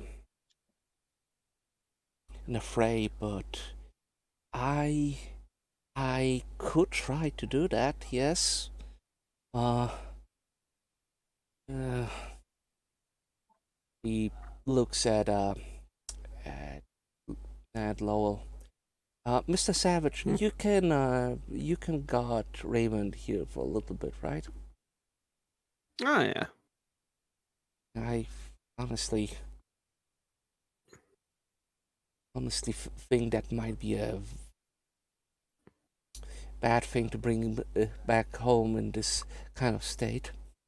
Don't you see this axe that I've been carrying around this whole time? Perfect for protection. It's a tool. Just like me.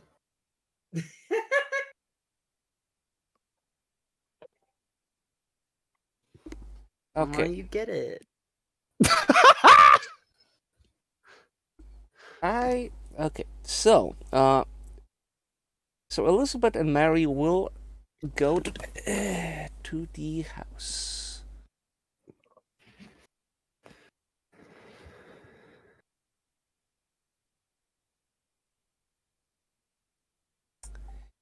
But as they go to the house, Lowell, can you actually do something for me? Is that the voice of God? Okay, so as time passes, when Mary and Betsy go, and you are in that presence of Raymond, who is just like in absolute despair. Can you make me an will and endurance, mind will endurance check? A mind will endure. Oh. Oh boy. All right.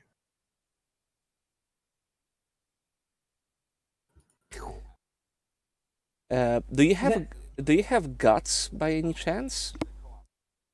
Do I have goods? I got goods. You can use that. Yay.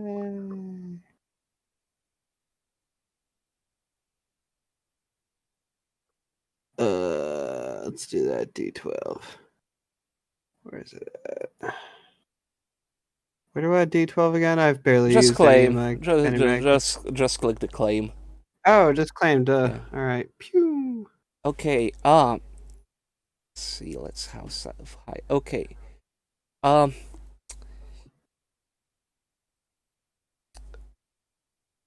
For a second, you think you. For a second, you think that there was a whisper in your ear, but it's gone. Did you say something? He is. He looks up from his hands buried inside of his. From hands. For the hands buried inside. For the face buried inside of his hands. Jesus fucking Christ! English language is hard. Okay. Yeah. Yeah. Wee. Okay, Betsy, and I need Mary. So give me a moment. Oh shit! Come on, work, damn it! You don't pay me enough, so no. You guys get paid? I don't. I'm still waiting. Okay. Where can I grab Mary? Yeah. All right. So, the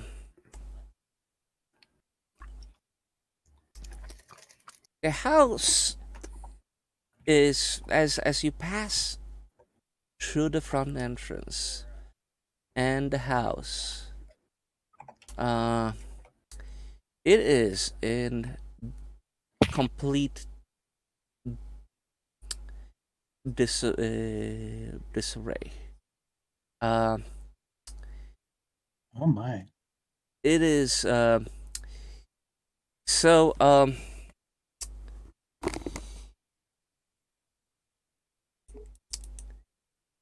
you can see that the Huxleys Stephen as you pass Stephen is in the is currently on the phone talking with what you assume is the sheriff.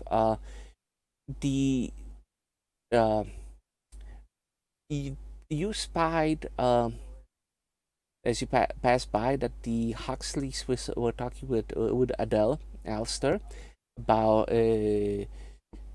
searching.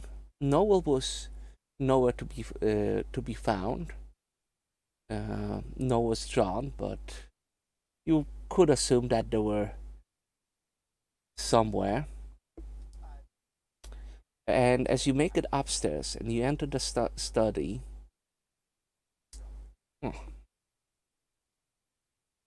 you're greeted with this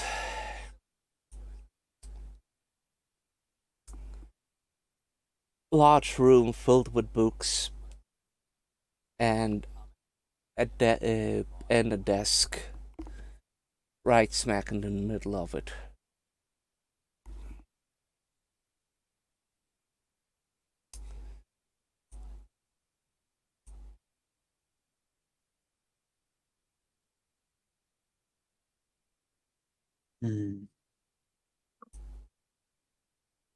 Betsy silently goes over to the desk and kneels down besides the left side of it, pulling at the drawers. As you you fiddle with the drawer that was hinted at in the dream. You manage to find that it has a double bottom, and inside there is indeed hidden the journal of Grandpa Pa Alistair. Let's go. It is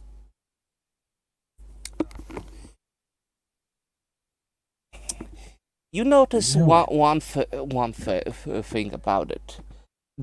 There's a lot of bookmarks to it.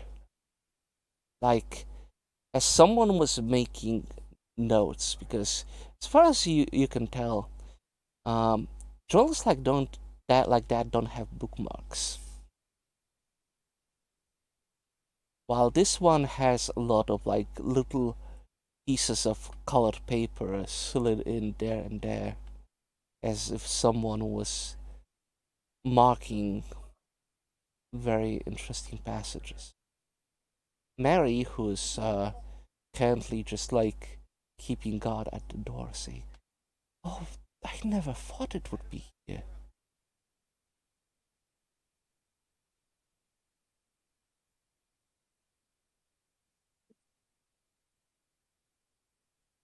By the looks of it, someone's been studying this thing something fierce.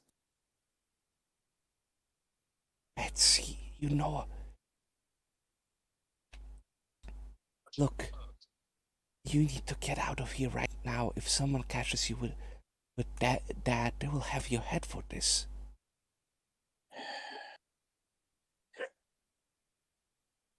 Good point. Let's get out of here. So, as you I put all the immediately stuff the journal in the Yeah. pocket dimension that is the woman's bra.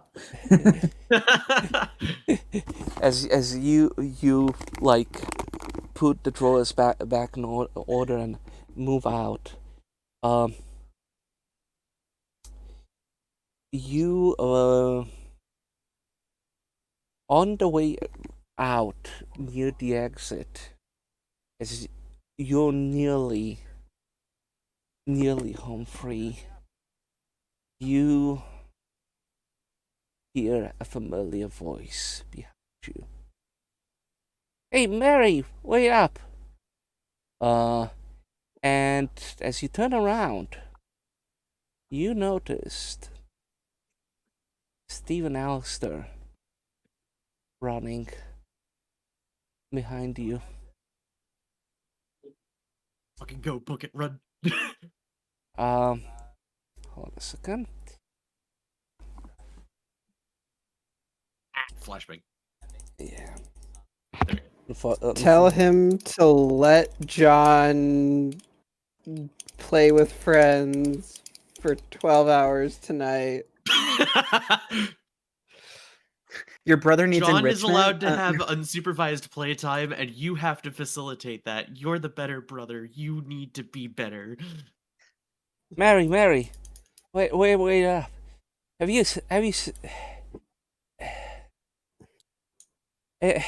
seen Anna on the perimeter? Oh, hello there, Miss Megatroid. I don't recall. But we're in a very situation. My sister's gone. You haven't seen her by any chance around the town, right? No, I just heard about it from Mary. I'm so sorry. Look, I don't know where she went wander off to, and we tried not to keep her off her eyes. Look, if you see her, like, please call the sheriff or the deputy and have her transported to the mansion pronto. I I don't know what has gotten into her. Mary, like, puts her hand on Stephen. Stephen, look, I'll go into town. I'll look around. You go and support uncle and aunt. I just hope uncle is not gonna take it badly. Stephen says, well, you're right. Uncle is currently his bedroom. He nearly fainted when he heard the news. Aunt, on the other hand, has told Bernard and Frank to go down and look for her.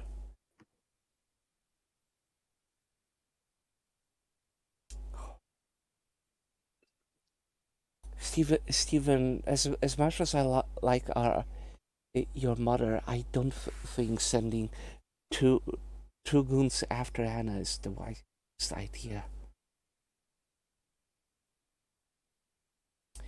Mary, I'm not gonna argue with you, but we don't really have many people to searching for her. Why don't you ask? I don't know. Reverend, what's his name, or the gardener, or like some other more, nice people. And Mary, just look, we're gonna do things our way. If you want to be useful, just keep on a lookout for Anna, okay? Yeah, and if you see Anna, Miss Murgatroyd, please, like, at least like, lead her back to the mansion. I don't know what's gotten into her.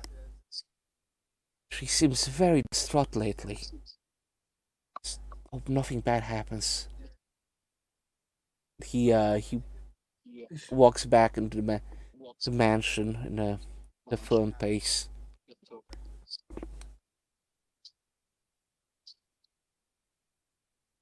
And guides you back to the shed. And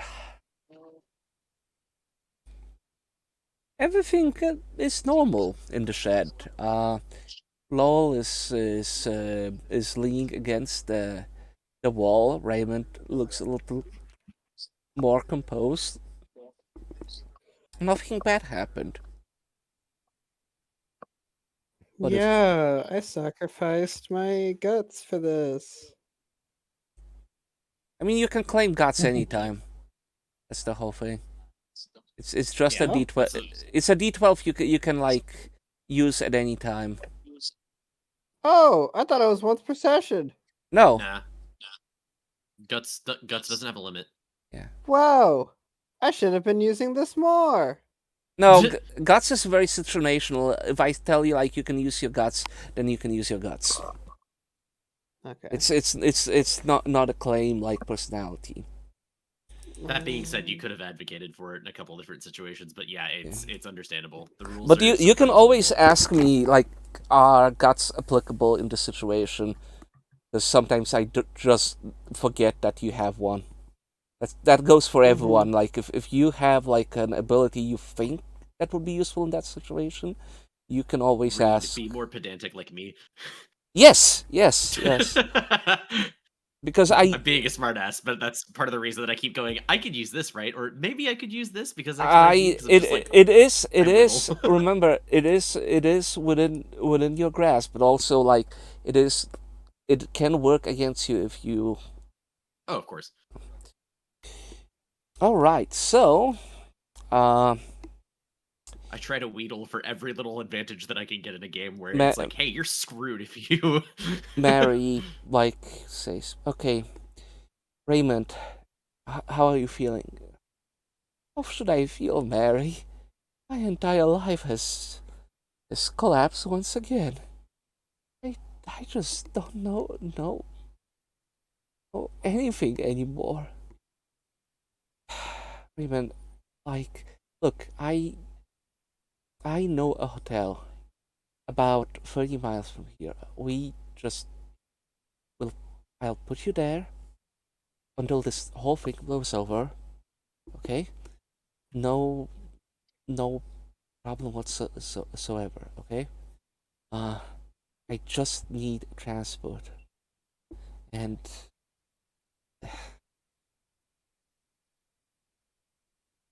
I'm not gonna.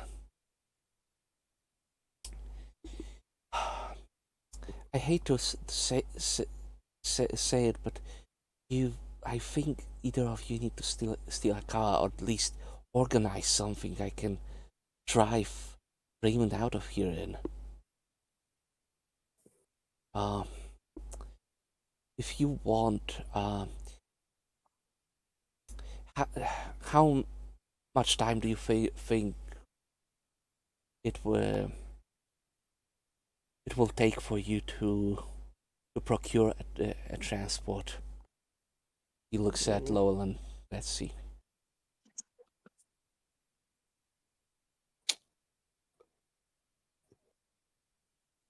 Probably an hour or so, 1 or 2. Oh, I honestly don't. I don't know who has cars in this town. Well, there's that I know that you guys have cars. there's that repairman, Gallo. But I honestly don't trust him. See him with seeing with those goons, Frank and Bernard, way too often. Steer clear away from him if I were you. Yeah, But I'd like to stay clear of them too. But on the other hand, he has cars, and if you could distract him, there's always a possibility, unless you have other people you can procure cars from.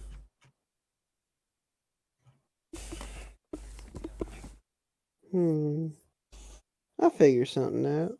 Well, I'll be in an hour. I'll grab Raymond and she thinks for a second. Well, taking him to the lodge would raise too many questions. How about this? Meet me at the Old Coal Power Plant, railway gate. Okay? Alright. Got it. I'm also going to do my best to see if I can find Anna, because there's some things I want to ask her too. Yeah. Please be careful. Okay? Will do. Alright. Let's So, get out of this fucking shed. Mary escorts Lowell and Betsy to the gate and out of it, and waves you goodbye. Okay, so question: who wants to go where? Hey, Zammy, there's a thing that you messaged me. Or no, that you messaged everybody. You gotta go to Victoria's house to do some stuff, and maybe she has a car. I do, and the bonus to that is that it would require for you all to meet me at the church with information that you have, which would help a lot. Okay, so let's all Actually, now that you mentioned it, Adolphus also wants to go to Victoria's house. Why do you want to go to Victoria's house? Because I'm looking should for just- Jean. I'll go. Yeah, I All was right. about to say, it's Do not we a- it's all not an just go to impossibility. Victoria's house? I Be mean, like, point a gun at probably- all of us, bitch. Probably, but there's again the step before that can inform what else we need to do because I have a feeling that getting more information is going to give us a clearer picture. Oh wait, we need to go to Victoria's house anyway, so that we can check Raymond's house to see if Anna's there. Yeah, that too. There's a lot of shit to do over there once we I once mean, we let me collate everything. let me put it this way. I think everyone by that point knows that Victoria does not like unannounced visitors, and certainly visitors that she doesn't feel comfortable with. So that's Yeah, Oh, well. that's gonna limit. When that comes up in group conversation, Victor can kind of make that case of like, I know that you're interested in going, however, like for now, suggested game plan is everybody meet up at the church. We add the journal to the information, see if that provides any more context clues as to what's going on, and then we talk about where we're going from there. Okay, so you don't want me to go to Victoria's. It's not that we don't want you to, it's just that it is inherently risky, specifically because she has a strong distrust of outsiders and people that make her uncomfortable. We don't. I want probably you shouldn't to be get going there shot. anyway. So you know what? You just tell Jean that I'm looking for him. Yeah, if we see him. Yes. All right, so let's take care of the gathering first.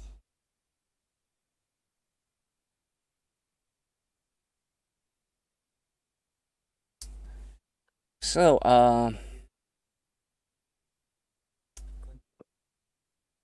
let's go, and let's go here, and I like that the church has become the base. I honestly thought the roundhouse would, but everything so far, every meeting is at the church. It's funny. We are a bunch of Totally weirdos. natural for us. I mean, it. The moment we learned that the entity can't get in there was the moment that we're like, all conversations happen here now. Yeah, the moment that we realized that it was at least relatively safe compared to the roundhouse, we kind of gravitated. Because there I was think the. it also helped that this was the official home of one of the PCs. Mm-hmm. Yeah. I mean, again, like I didn't specifically plan for one of the PCs to be in there, but well, It just happened. It just happened. All right, so you all meet back at the church. Yeah. Thomas is not here currently. Maybe for the best. Okay, so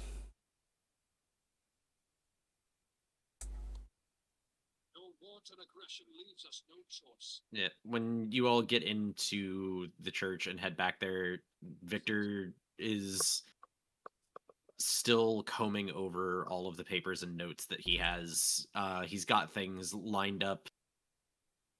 He's got the journal entries lined up as chronologically as he possibly can, has a note sheet below that that has relevant information, and then other pieces of information that relate directly to this are kind of scattered about in a way that on further inspection makes more sense, but at first blush it just looks like a bunch of random papers scattered around like a line of journal entries. all right, so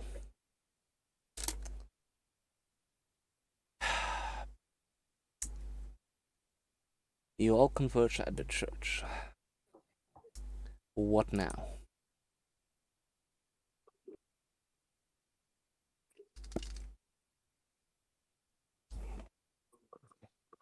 We're all at the books or the church, and we all have the journals that we should have found on session 1.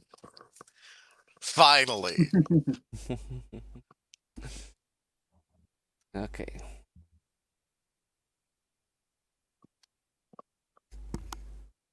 Well, now the question is Betsy gonna present the journal to the rest of the group?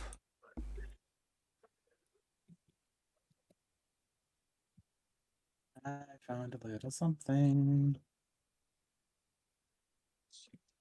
Yeah, what'd you find? You are so good at finding things. Why, thank you, darling. Of course. And she kind of giggles to herself.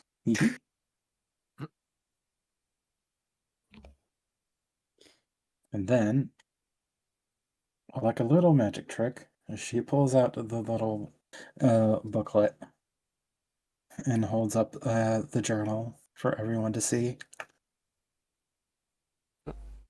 Ooh. Where'd you happen to find that? What It did you was- happen to find?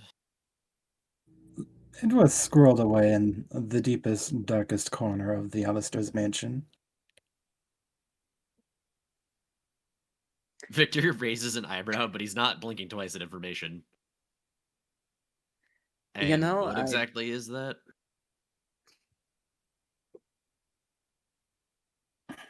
It appears to be a well-researched journal from one of the old Alistairs. The moment that one of the old Alistairs pops out of your mouth, he immediately jumps up and like starts making towards you. That might be Let the me missing guess. piece.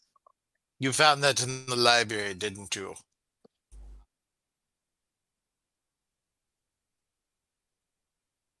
It wasn't quite the library, but close enough.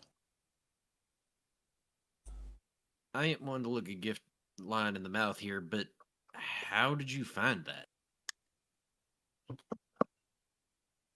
Well, I suppose you could say a little birdie told me where to look.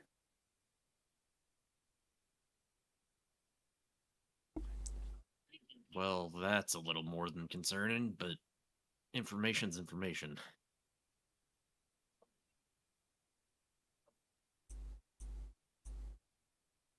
Gotta take it where we can get it. May I? I'm He holds his really hand up for happy the to see journal. this. I mean, the whole thing is that remember that information to Elizabeth was given in a way different circumstances where she is now. So Yeah. Yeah.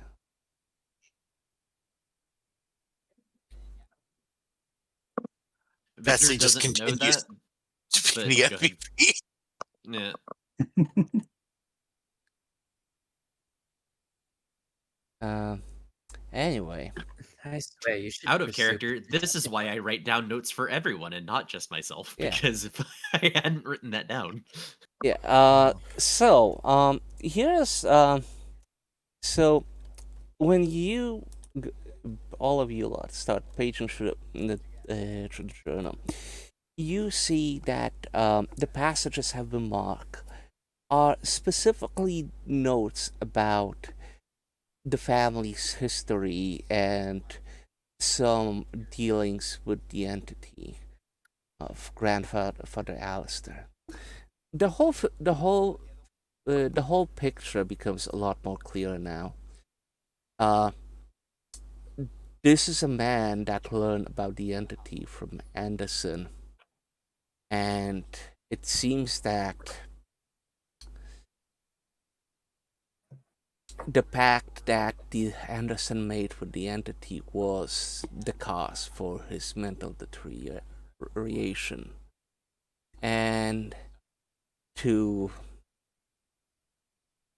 assure that wouldn't happen with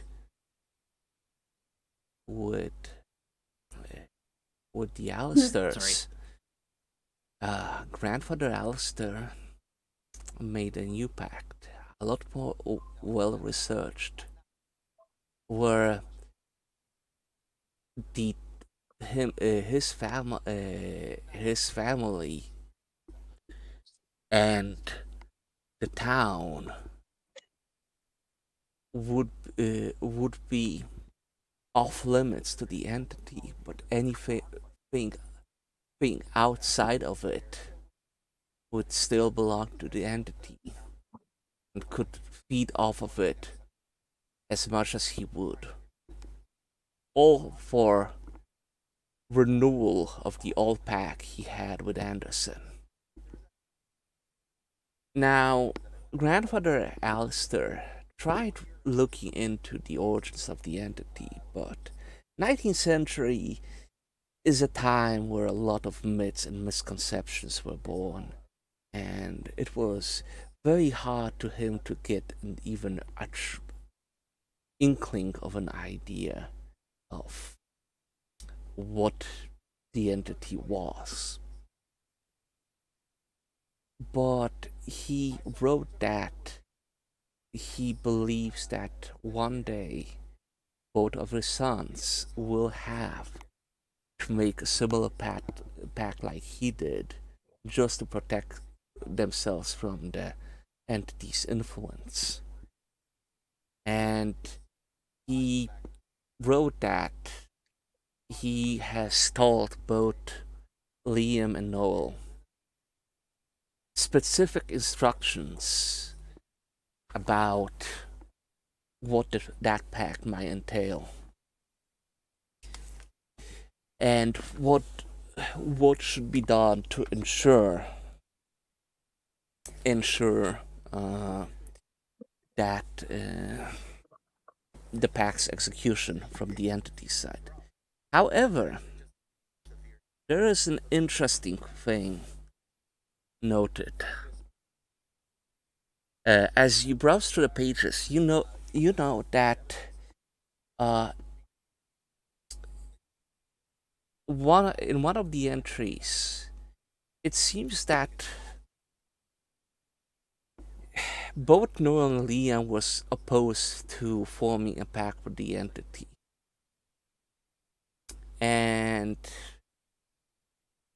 this sort of provoked a reaction from Grandfather Alistair, calling two boys idiots of the highest order. And as time went on, he did regret his harsh words towards his children. But ever since, he was the relationship between them was strained. And as time went by, he started wondering if there was some thing in the pact that somehow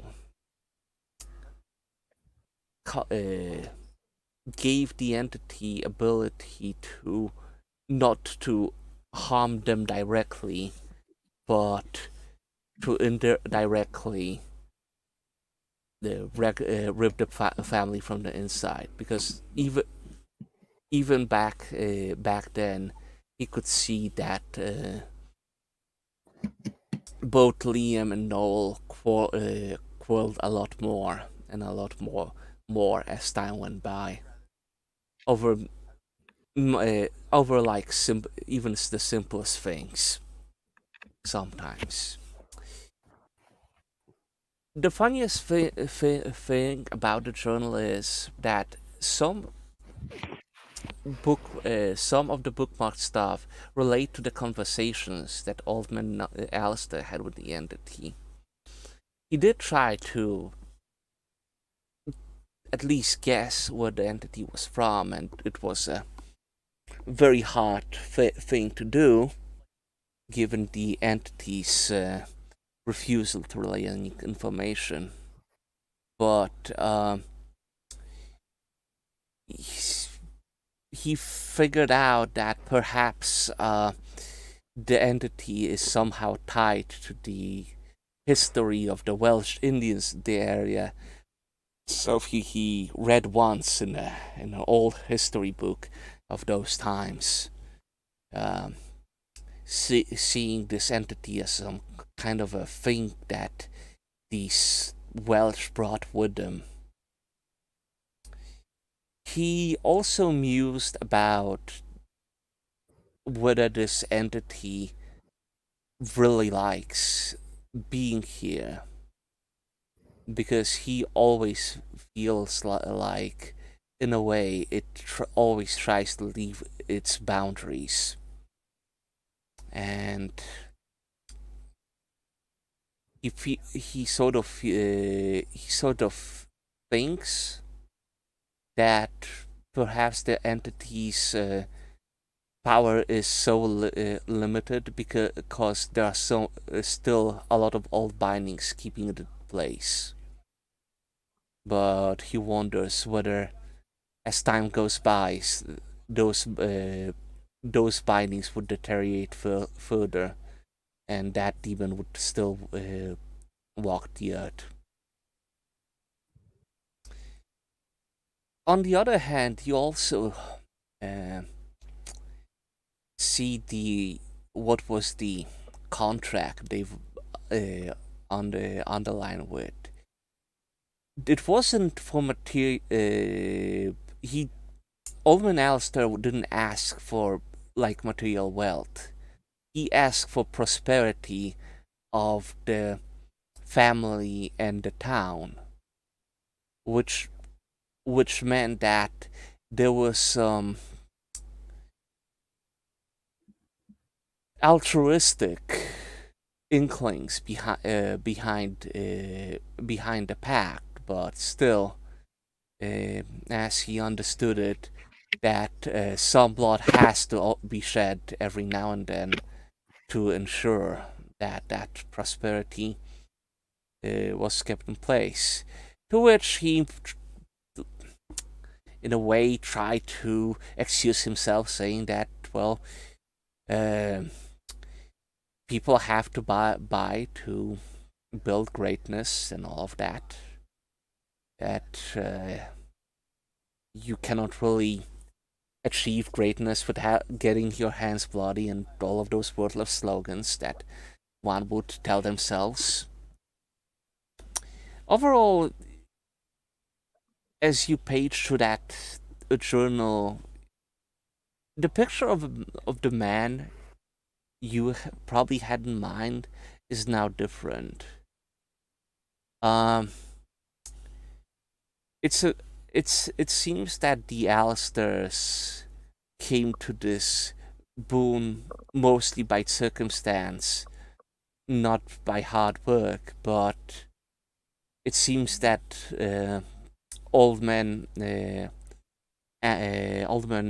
Alistair tried his best to ensure that if the entity's blessing were to fail, his successors would at least have some innate knowledge of running things to ensure prosperity, if not for the town, for the family itself. And as far as the entity goes, the only thing Alderman Alistair could do is muse upon this possible origins and engage in charades with it, trying to guess what is the true name and the true origin of it. He also says that his children were acquainted with the entity from the teen years to make them aware of both the power it has, but also to make sure that the entity understands he shouldn't touch them in any manner. And until it's dead, it seems that the direct influence of the entity certainly was not at hand here, but then on the other hand, the indirect influence, well, he wonders if all of those small things that kept getting lost, that the brothers fought over, all of those mishaps in the love life, missing papers, uh, stupid pranks, and all of that made the two dislike each other came from just dumb luck. What was this entity's doing? And that's it. There's nothing direct or nothing outright revealed, but a lot of little things that shine a new light on the relationship the Alistairs have with the entity.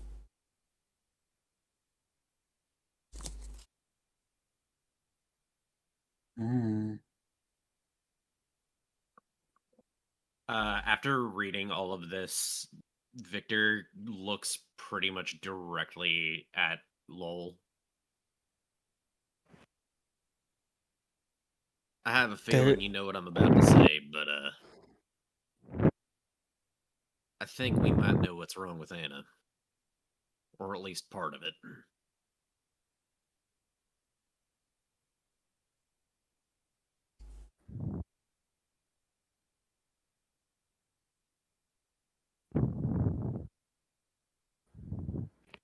Heck. Wait, is my mic working? Yes. It is now, yeah. Yay. What was that?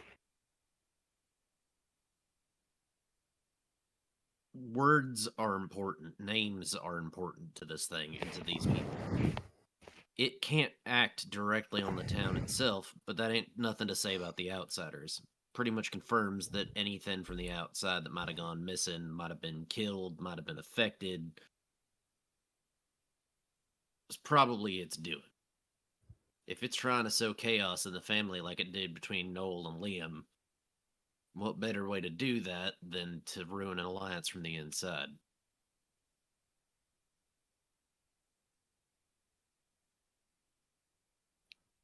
Not only is she an outsider, from what I understand, it had a perfect target to tempt her with. Anna is their only daughter, though, right? Anna is her daughter, but Raymond is an outsider. Yeah. Yeah. Mm-hmm. You know who else was an outsider? So you're suggesting that the entity killed Raymond to manipulate Anna into making some sort of pact with it to advance its goals and undermine how the Alistairs were trying to control, or not the Alistairs, the other family, were trying to control it? Well, kind of. The pact, at least as far as I understand what's written here, the pact with Anderson was still in binding, but Old Man Alistair only prevented it from interacting directly with things inside the town and the family.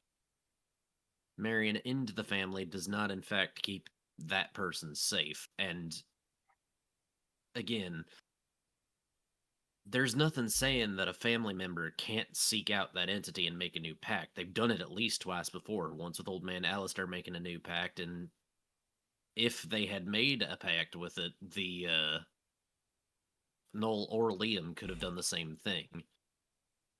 Because they're going to it and making their own arrangement, it's not violating the terms of the pact. I don't know about you, but killing off somebody's sweetheart, hell, killing off somebody's lover, and their other marriages, the amount of interference from outside. You saying you can't imagine somebody like Anna so heartbroken turning towards something that powerful and making her own deal? No. Honestly, I could relate more than you would think. Yeah.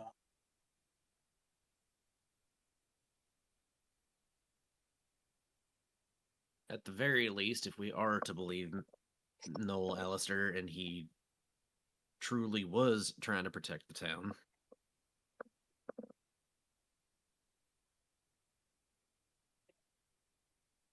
then that binding circle might be legitimate.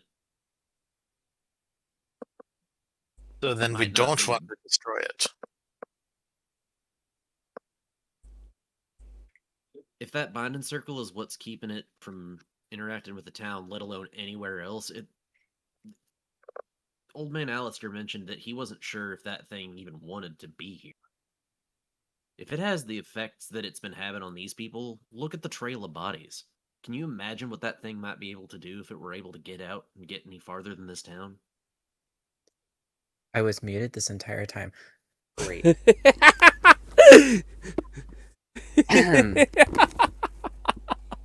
There. I had so many insights, and none of them were. Never mind. Anyway, Well, Yeah, let's back up and repeat ourselves. No, it's fine. I love. There is that picture of like Invincible, like how you, a professional streamer can tell if they're muted. And then, and of course, like yeah, Omniband. It's just like no subtitles, but it's just him pointing back. yeah. Yeah. So, a great insight, though, is that this prison will wear down over time, and that's not factoring in the entity baiting someone into ruining it further. I'm with you on that point. I mean, we know for a fact that it tried to get this woodsman to do it a favor.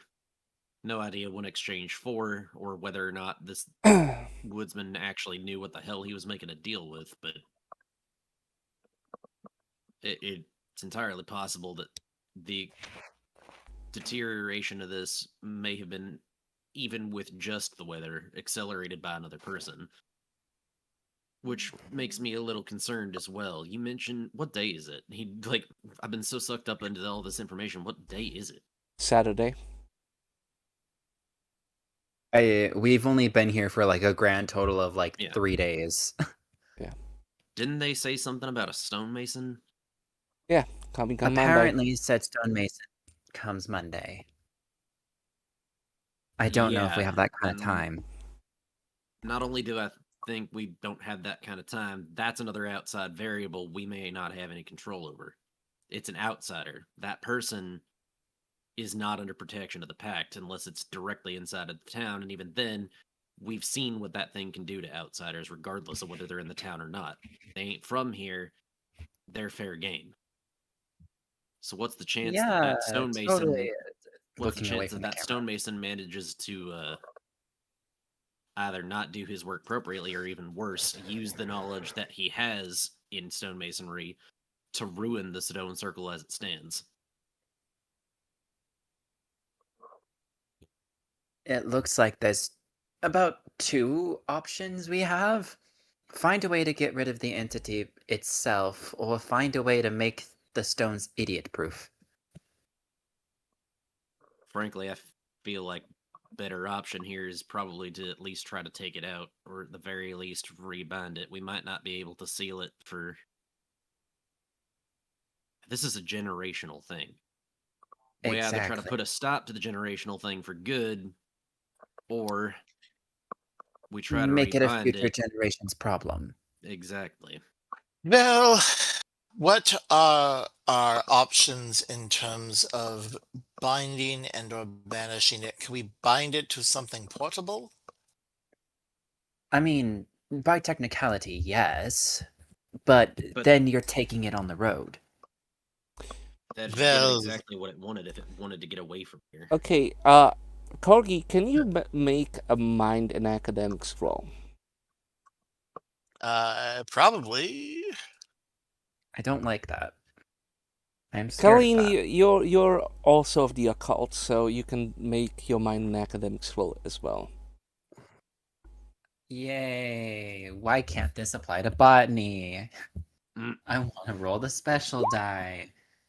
Oh. Well, Okay, that's 1 success. Well, let me go back to chat. How do I do? Okay. Did I roll any ones? You did not, unfortunately. It was Wait, a 3 and isn't a the 2 on will- the fails. Oh, okay. Darn it. Okay. If it's a one, it will show up with a red border on it. You can also hover over the 0 Yeah. on a failed roll to tell exactly what the roll was. I was doing the hovering. Just thinking out Yeah, loud. but it's Um, okay. So it's combined one success and one success. Okay. So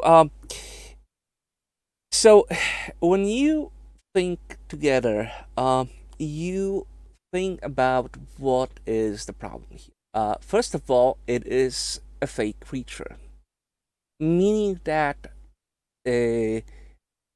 iron will most likely bind it. There is an issue though. As Colleen, you are 100% sure this entity does not exist on our plane currently. It would take a powerful ritual or some other manner to bring it into our plane to either bind it to someone or kill it. And the problem with that is, if you were to put it somewhere inside of someone, that someone's soul is forfeit. And it would be a very evil thing to do. Yeah. That sounds like a very last resort type situation. You're not going to suggest we do this to Chuck? I mean, he's got more than enough space in that body of his. He can handle a +1. I fucking knew like I was just waiting for someone to suggest, how about we have the entity possess Chuck and we kill Chuck? Like, that's It's a noble sacrifice. is he really that fat? Also, you people. that's not even. Fucking lawful chaotic lawful lawful chaotics, all of you. If we had an otter available, I could make a very different joke. But we don't. Could. Unfortunately, we can't just shunt it into otter space. It's fine. Yeah, I was thinking You're the thinking up closest to thing to an otter here, Colleen. I was Shit, Can't alright. jump in. I was thinking that you were gonna make an echo joke as well, but I mean, who wants to lose their legs? oh, Chuck does. Chuck does. Okay. I'll get the train. Yay! all right. So we could. It would take a lot to forcefully grab it by the hair and drag it into our plane of existence. From there, it could be bound to an object, or it could be shoved into a person. Well, you could No. try. Those are the You could also try Go to basically cause the reality to how should I put it? Basically, the border between you can cause the border between realities to be weak enough for it to, like, you would be on the brink of two worlds, which is a bad and a good thing. It's not good for our health, I'll say that. It's not good for the Mental and physical. entity's health either, but you're 100% correct. For people that are not really good at supernatural things, it would be a losing battle, or rather a battle of attrition. And I think other than Adolphus and Colleen, and the entity, everyone else would, after few turns, would mentally deteriorate. As I said, How about we don't bring it Obviously, into the we world. wanted. This it w- thing, uh, this thing. If are people sharing the information about the bits That's of why Fey I knowledge that I shifted wouldn't into have? 'Cause the talking only about thing it I in know about character. is Yeah. yeah. That's the only thing like out of I know in character. Victor knows about names having power because that's a thing in multiple different like cultures, but he probably doesn't have the first idea about Fey specifically, other than that names have Yeah. power. I understand your reluctance, Adolphus, but if we want to affect it directly, it has to be on the same ground as we are on. Because there's no way in the Nine Hells and beyond that we're going to meet it or meet it halfway. While I'm sure that me and you can probably handle standing with both feet in two different worlds, I'm not sure any of the others can handle it. At least I not for long. I want to be sure we have no other options before we even explore that. We're kind of running on the clock, but sure. All right. Okay, so what can we do to the entity without bringing it into closer to our world? What can we do? I mean, the only Learn how to split the atom. thing you can technically do is basically go with Noel Alistair plan, which is basically try to like reseal it. That's the only. But as you said, that's basically putting like a flex tape over like a leaking tank of water. Like it's a temporary solution.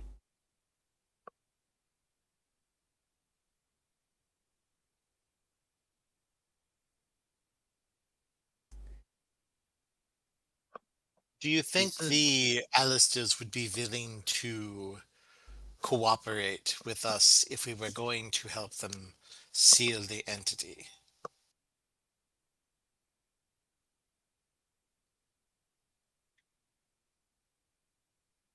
Could that be a potential option? And as you Or do we think that as you say that, as you say that, you can hear someone enter the room.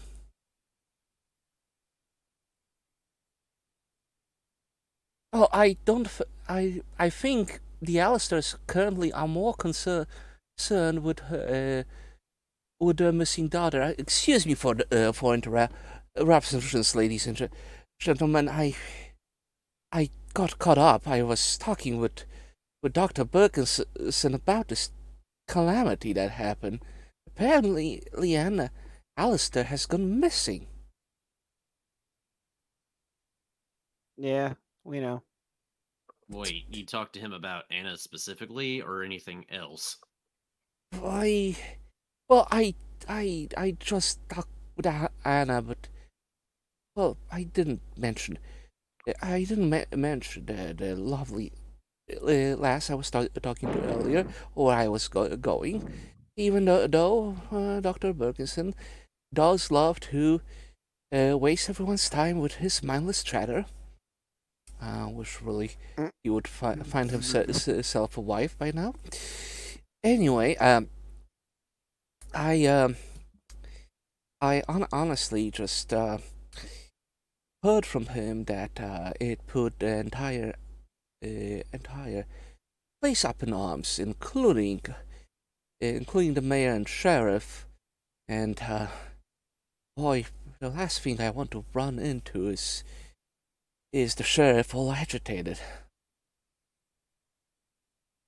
I really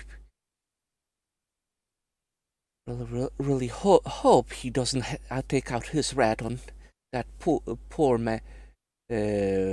boy Frank. He has enough of trouble by the looks of him. Oh yeah. Since you're here, Frank. Professor Sutherland, we might as well catch you up on what we know and get your input. Yes, please. I was briefed by the miss here about some manner of demonic things from Norse or Celtic mythology that apparently are real. I still cannot believe it, but The how name Baylor ring a bell to you? yes, I do believe that is from Celtic mythos. Of these, of one of the I don't want to say founding stories, but it is sort of a founding myth of the Green Isles, I believe, with the whole ordeal of the Horn God and the clash between the two forces. I'm so sorry. The name currently escapes me because it's been a while since I've done a lecture on it. But I am well aware of what you're talking about. Yes. Yeah, well, turns out the truth may be stranger than fiction. I mean, mind you, remember the fact that even though the a thing is called something in the mythology by one name, it could technically regard to a whole class of creatures, as you probably remember from Odyssey. We think of Cyclops as this one particular Cyclops of Odyssey, but there's a whole class of creatures like that existent. Although, as I recall correctly, even knowing the name of a creature is already enough for them to feel incredibly, if not offended, incredibly angry for possessing such knowledge. All of the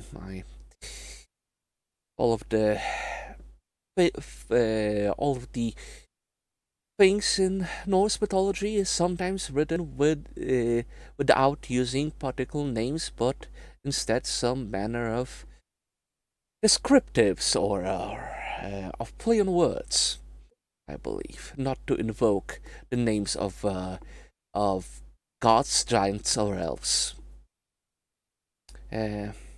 You think this entity may be a Baelor? Then? Well, in fairness, with what you just said,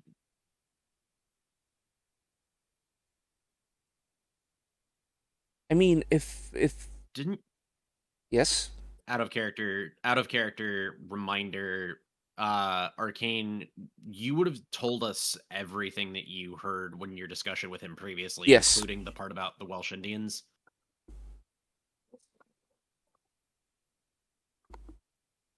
Oh no, you're muted, Kelly. Arcade, you're muted. Oh no, Arcade is actually gone now. Yeah, I think Arcane might be Okay. Oh no. Hold on, my microphone, is it working now? Yeah, Oh, it okay. works now. I'm going to throw my microphone at the wall. Good. Again, so many things I've said have probably been just gone. Great. I was just confirming that you would have mentioned something about the Welsh Indians. This was during my first talk with the professor, right? Yes. If so, then yes, all that information was given yeah. to Victor. Well, Baylor is the name that we know. However, if we're going by what the natives around here would have said, if they're Welsh, they got anything similar to that in their mythos that you might know of? There honestly should be a whole class of entities similar to that, so I would assume so. I would have to have more time, but I take times of an essence, so if that is the name you're going off of, and mind you, remember that England at a certain moment have a mixture of the Anglos, the Saxons, Danish and the Celts in this melting pot of legends, mythologies, and gods. So I wouldn't put it past it if the people that brought it here knew it under a different name.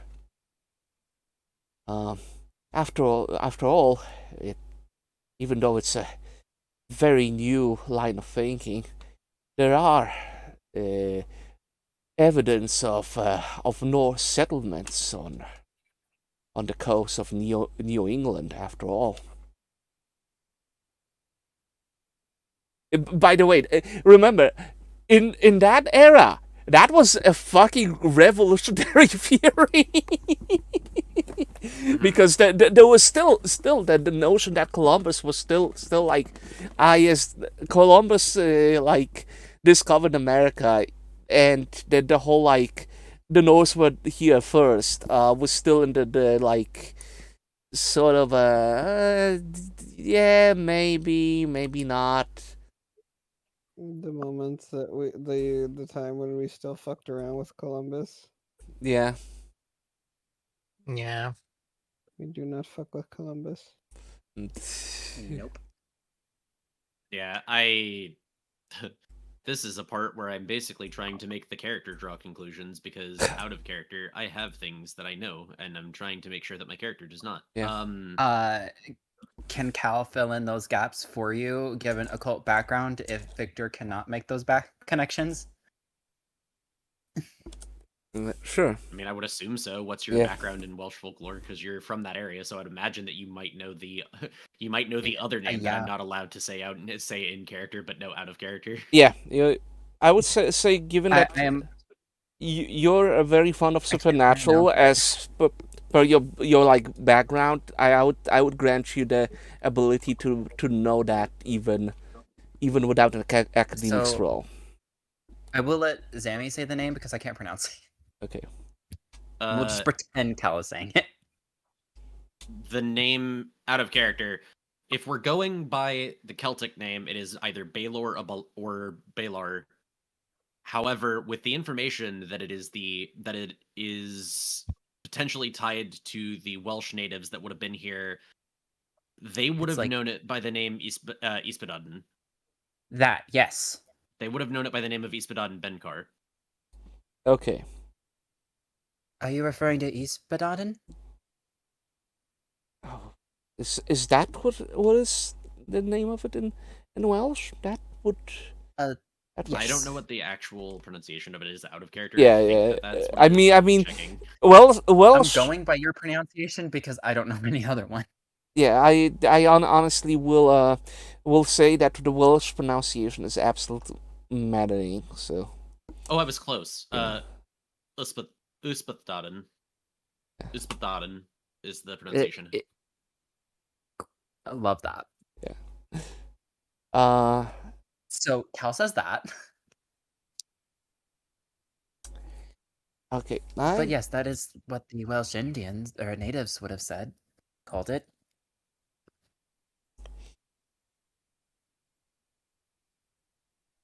Thomas just.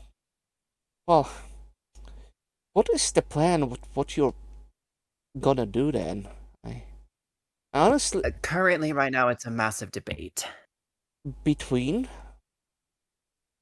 Well, to catch you up to speed, this entity isn't exactly on our plane, and it has made a pact with the Alistairs.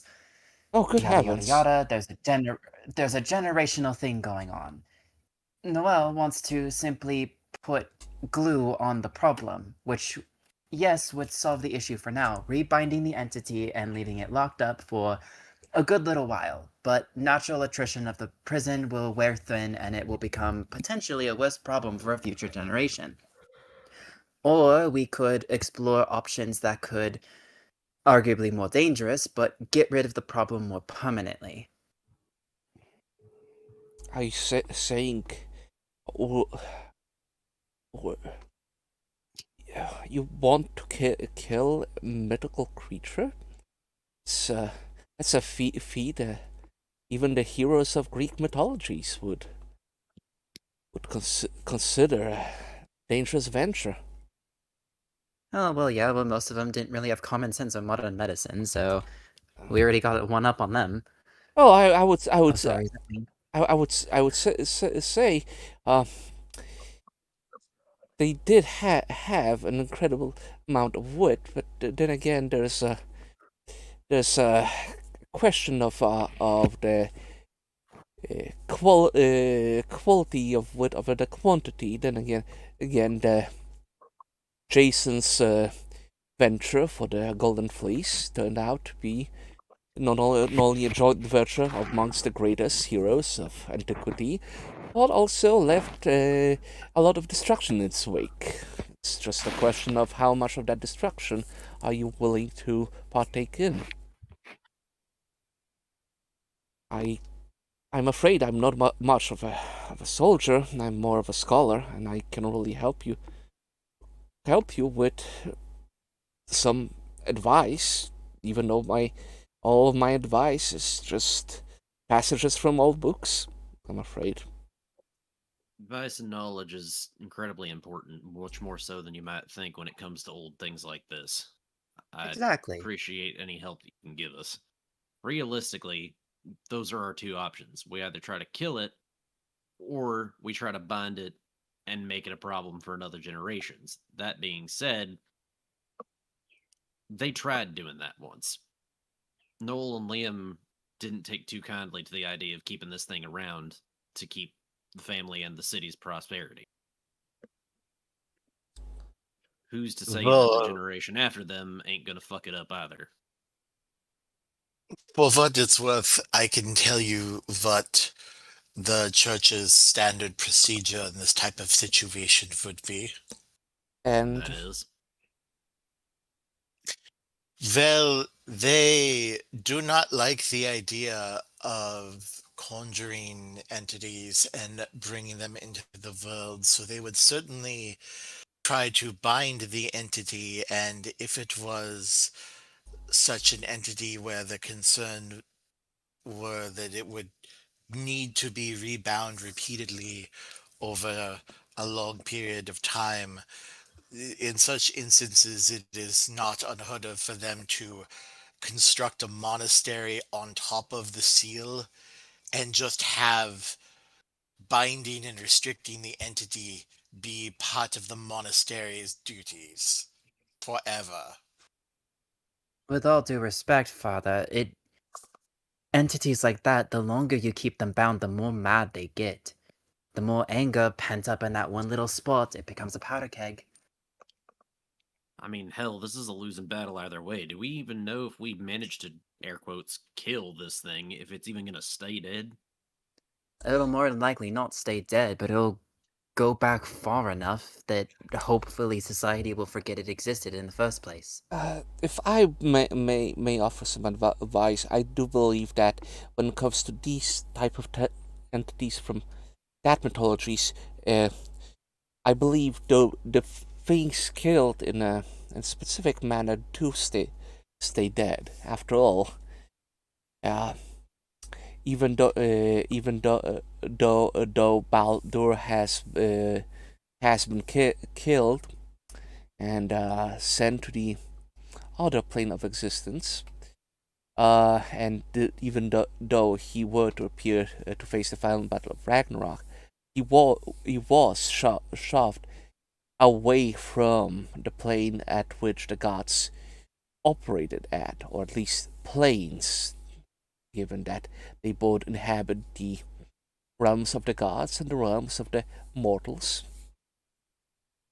So if that's the case, then how did they supposedly kill this Yspathaden before? Likely with the correct materials. Well, if I remember right, it was with a spear?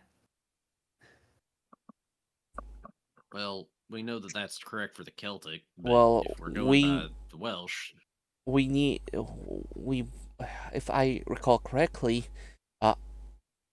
pure iron is needed to harm fake creatures. Well, that's just a common thing, yes, but there's other preparations. Likely, it would require raw iron, the rawest we can get our hands on, and then probably some runic arrangement, maybe an incantation.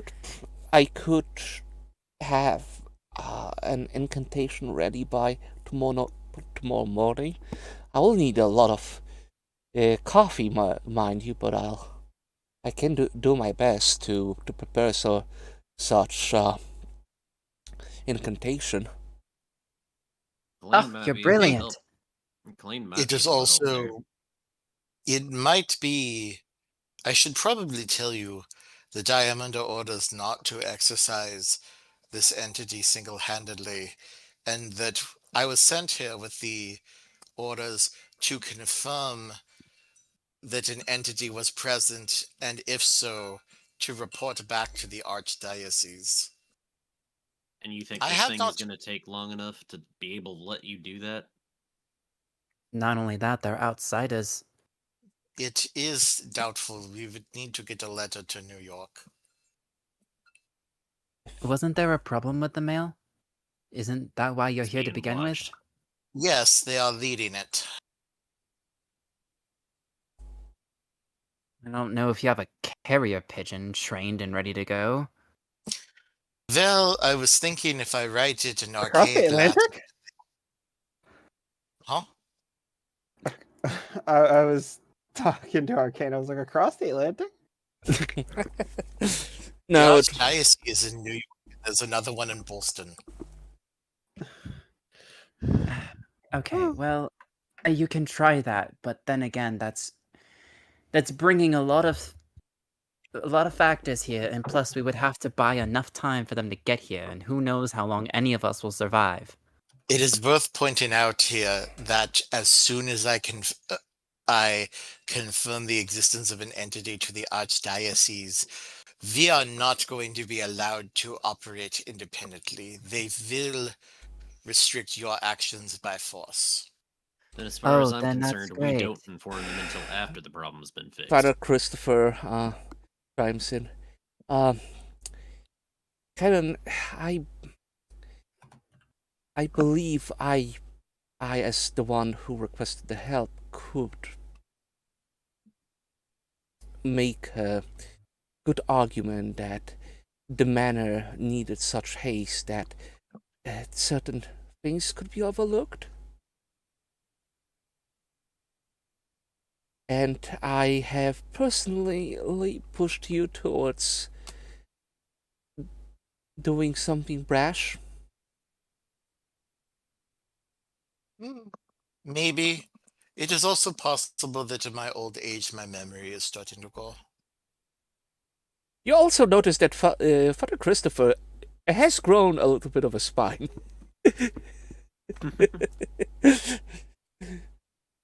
So, we trying to kill this thing or capture this thing?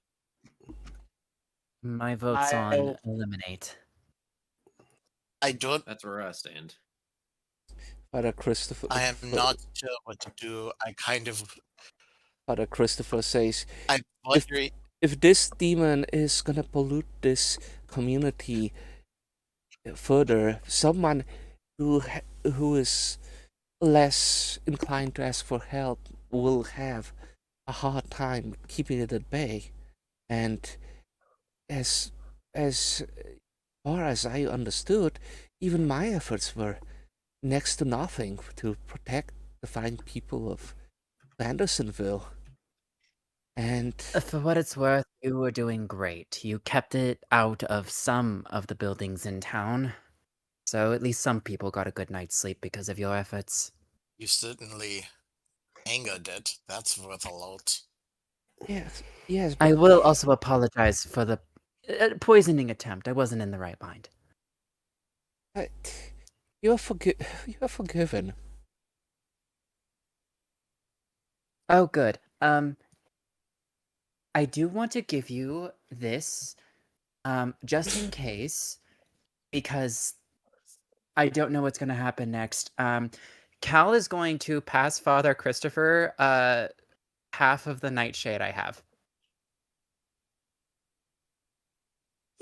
just in case. You, If you just get it in their mouth, done deal. They'll be The- hallucinating for a good couple hours, and you will be able to get away from anything. Oh dear. what are you suggesting?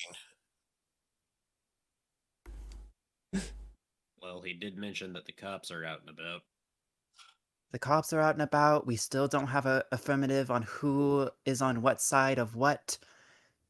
And if we're really going to start going in and really start messing with things, we don't know who we're going to piss off. So I have a little bit more peace of mind knowing that even if he doesn't use it, Father Thomas, Christopher has something Thomas, to not defend himself with. not if you don't mind me, I best get on that inscription. Unless you need me for more information.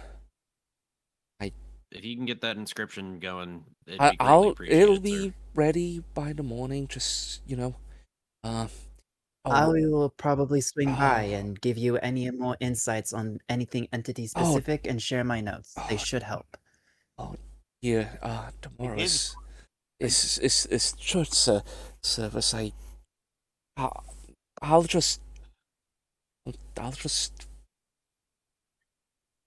just pretend I was a little bit sick. After all, I'm doing God's work. What, as would say, even Or if I could just stay with you and take it and you go to church. it's more so that the amount of work involved would. I don't know. I don't know how much time I'll have to spend on this. I know it has That's to why I be. was offering to help, but okay.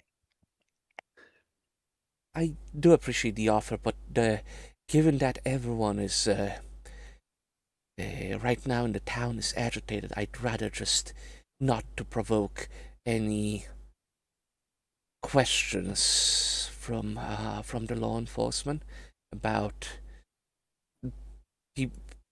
people hanging around me that are not authorized. Is this Fair the enough. Professor Christopher saying this? No, Professor. The professor. Yeah. Not that. Well, before you go, I did want to ask your opinion on one thing. Yes. I don't know that this is the direction we are going. It sounds like we have it in our mind to try to slay or permanently banish the entity. But I am curious, do you think the out of character, I feel like I'm mixing up the name of the family. It's the Allisters and whatnot. Yeah, Alistair. Andersons. The The- Allisters are the family that's Andersons. currently here. Yes. Okay. Yeah.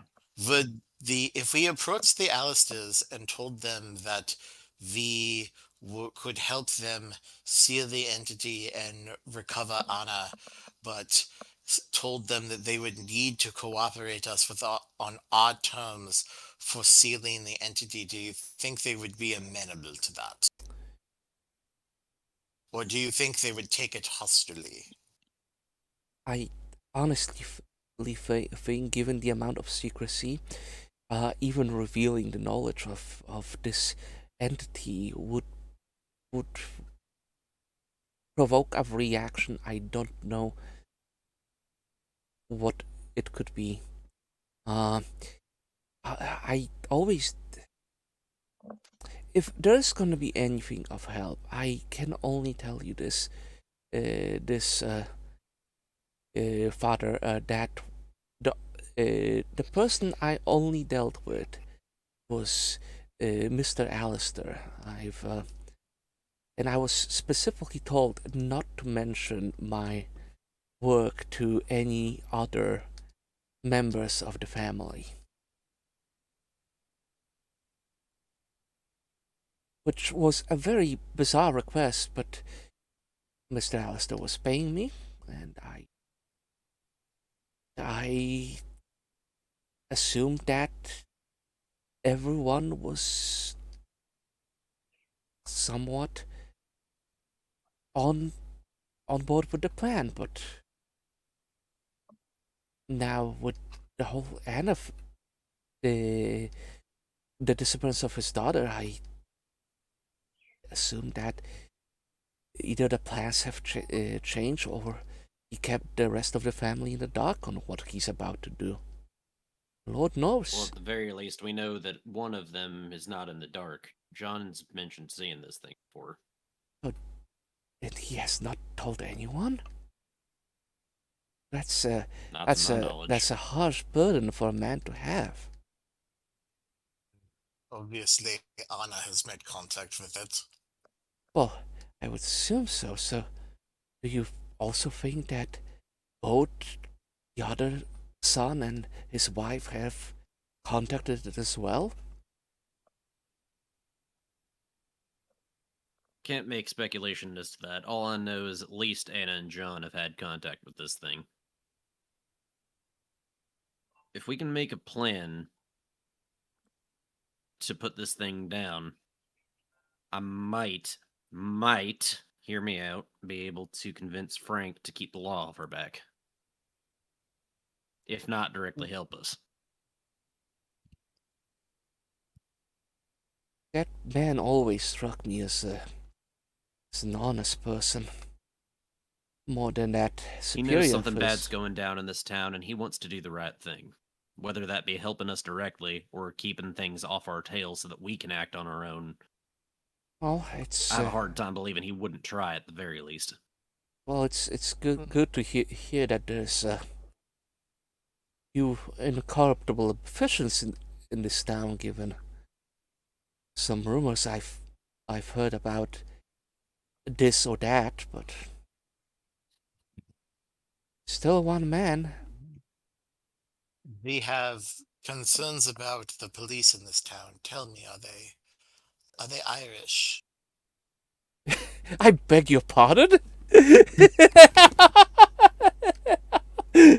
Grasping my invisible pearls. Oh God, so The police Corgi. Irish Corgi. immigrants? Is that the case in this town? I would call them certainly a mixed bunch. I wouldn't put them into any one nationality. Corgi, you're asking a person from Boston about this. Like, I mean, in fairness, if I'm reading the father right here, having somebody closer to their original heritage might mean something. Other than that, I can't guess as to what Cannon is thinking here. Well, I was wondering, do any of the police come to mass? Father Christopher thinks for a second. I think one or two of them come to the mass specifically here. As far as I understood, the most of the town officials tend to go to the other church.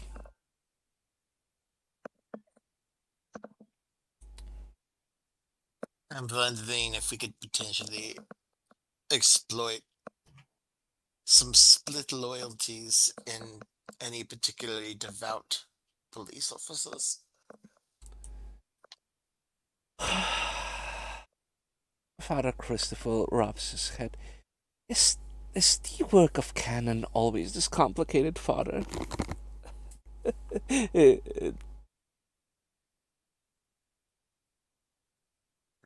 Often, yes.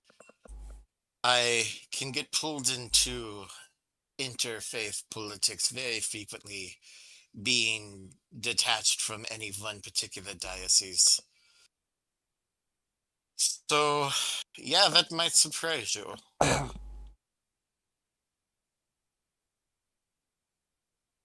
Good to know that your life is so exciting. I really wish it wasn't, honestly.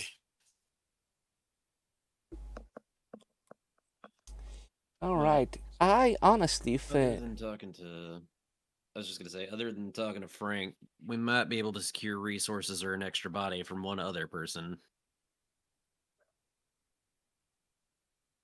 Kind of looks But over what the a- wall. Yeah. Well, other than John, because we still have to find John. I have an idea where he might be. All right. Oh, I do have a Oh. question. Do you want to do the Victoria thing now, or is it too a little bit too late? I did have plans later on in the day, and I should probably make that reservation pretty soon. I'm also I also have things stinky. that must be done, unfortunately. Yeah. So, all right. Let's cut it here then, because we're approaching midnight. Okay. The last thing that Cute. Cal would say to the professor before he leaves is, for what it's worth, again, I just want to apologize for everything that happened within the past couple of hours. No Oh, apologies. did you get grenaded? You, I didn't. she I did not grenade him. What? Good heavens! Okay, it was an accident. Are I you slipped. a member of Irish Republican Army or some sort? No. Oh my, by the gods. No. I just want to say I'm sorry. We made I the owe joke. you dinner. Yeah, we I got owe you that. dinner or something. Go. Where's Okay. my dinner? Okay, let's Do you want dinner? let's end this explosive session on the IRA joke. Heartfelt apology got turned into an NRA joke. Great.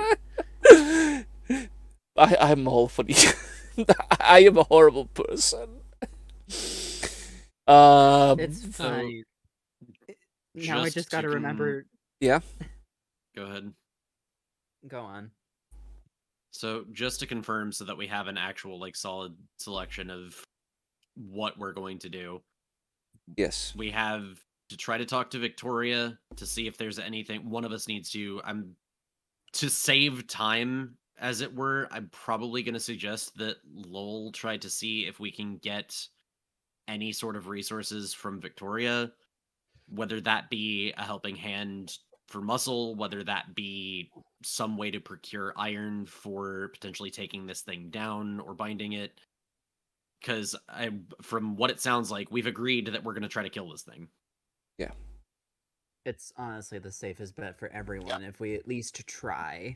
So All right. sounds- in that case, So I'm gonna whore sounds myself like the out next Alistairs session. Not going to cooperate, so yeah. So my best guess is we have Lowell try to talk to Victoria to see if he can get either resources, maybe a helping hand, what she might be willing to offer to make sure that this town is profitable for her, because it's a great way to pull her onto our side, in addition to the fact that she tends to like Lowell the most of all of us, me second behind that. And while you're doing that, I can either convince Frank to come with us as extra fodder, or what might, in my opinion at least, be more valuable, and do what he can to keep the cops tied up so that we can perform unimpeded. Because if those two things are set, all that leaves us is to actually do the deed, and whether we live or die is up to the Yeah. story. If we can find John, And to find as John, well. that's the other one, is while we're doing that, people should try to do what they can to find John. I Because think that Cal realistically- has nothing outside the professor now, so Cal can probably look for John. Yeah. Because at the very least, that gives us one, probably 2 sessions left at that point, because that I means think that two- next two session two we can tie up sessions. all of the loose ends. Because Yeah, that so would 2 be sessions. like Next session we tie up all the loose ends, and then the final session is we go and do the thing. yeah, because I know We more or never know. less basically like how like we could like have getting there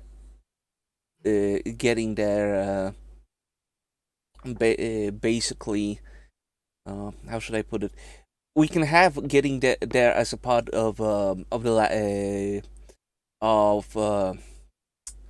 of the next session, and have the Yeah. fight as the last one, and then after that session there's the epilogue, because I'll give like everyone a week to think about the character Yeah. endings and like what they want to do after this whole ordeal.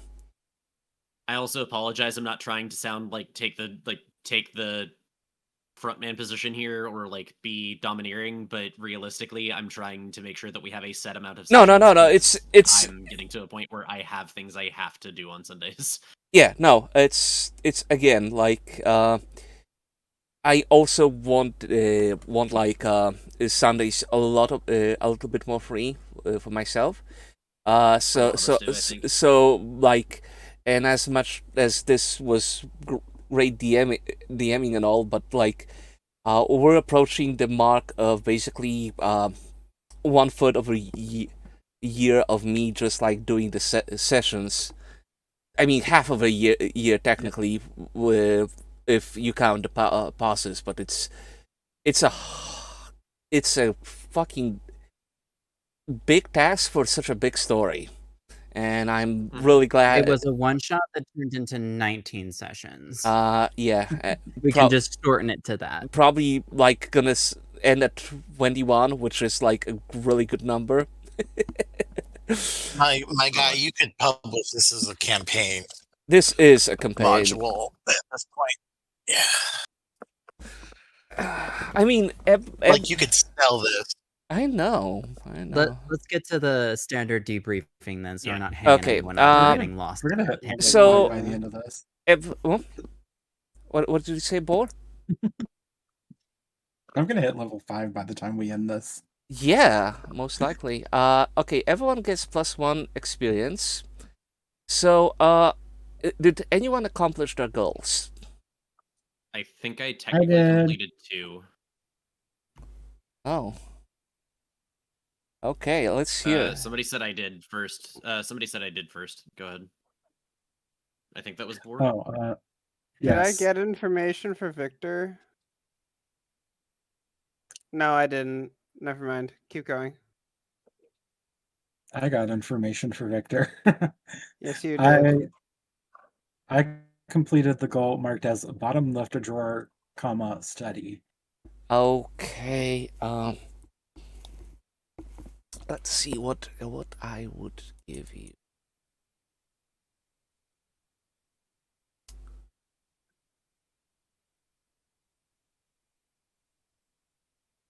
So,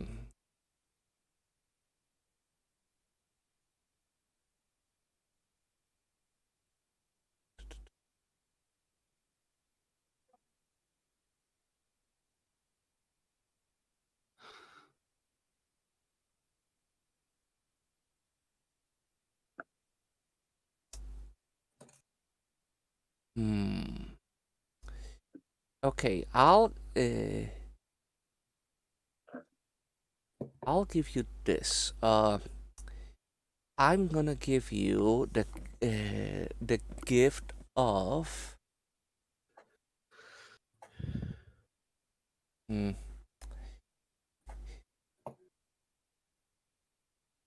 of danger sense, because you managed to basically act upon information related to you in a supernatural manner. That's good. Danger sense is really solid. Yeah. And boy, you will fucking need that where we're going. Yeah. Shoot, I thought I had the thing up. I can basically just tell you what it is and like give you what I have written down. It's on page 55. Yeah. It's a bonus D12 to initiative and athletics, evasion, and observation with traps and hazards.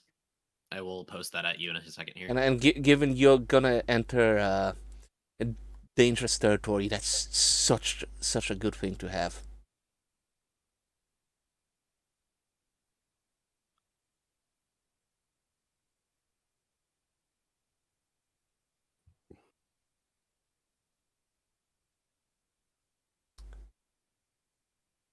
All right. Next person. Who accomplished what? I think I might have accidentally accomplished some goals. Okay, let's hear it. So with the studying the two journals, one of my goals was to determine if there was a cult, and we kind of have the story now.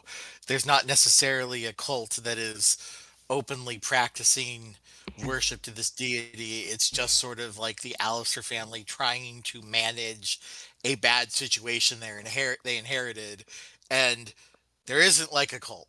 So we can roll out that there's a cult. Okay, that Fine. is very much true what you've done. Okay, so for that,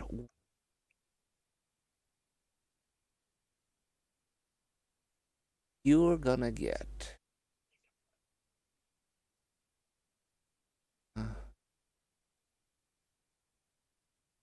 you're gonna get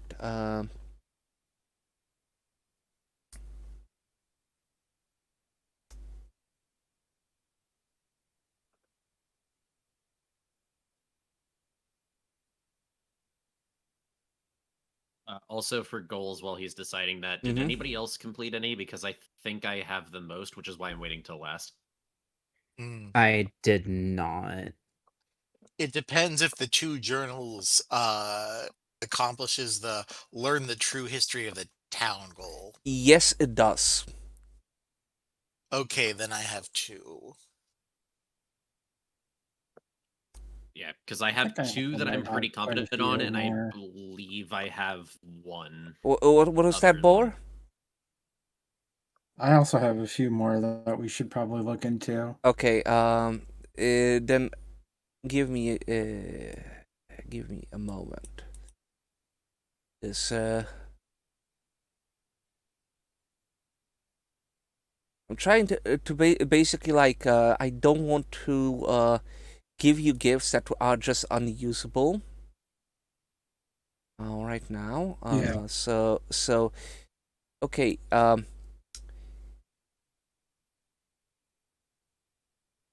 For the cult, I'm gonna give you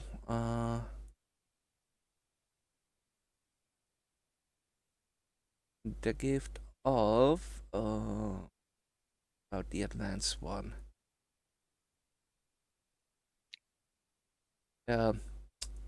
Okay, you're gonna get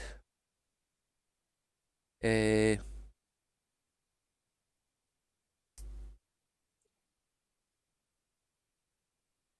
Hold on a second, because I'm trying to read. You can.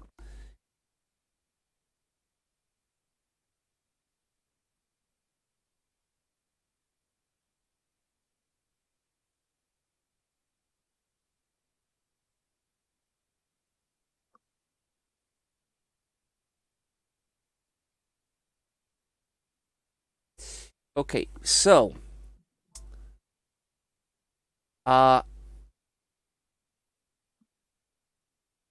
for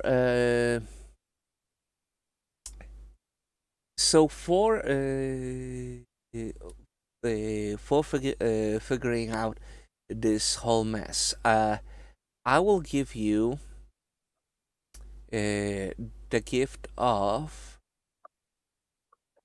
a If at this point. expert questioning. Okay. Which is basically a D8 in questioning. And you Nice. were saying the history of the town as well, right? Mhm. Then you know, since that was such a major thing, you're gonna get the gift of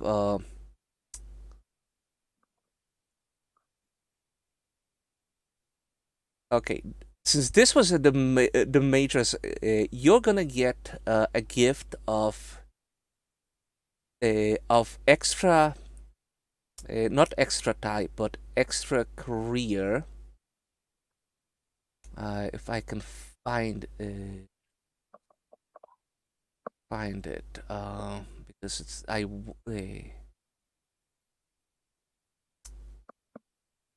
Oh wait, no, I cannot give you a gift of extra career or accept that because it would require like other gifts. Okay. Different thing. I'm gonna give you. Oh, right.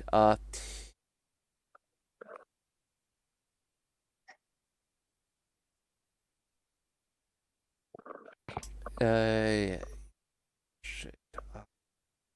See, this is the problem. I'm more and more inclined, like finding less things to give you. Can Okay. I make a quick suggestion? No, yeah. Do we want to go ahead and do mottos and other stuff that's going to be quicker first, so that Pyro and Okay. Arcane can head out? Actually, I'm gonna give you the gift of counter tactics. That's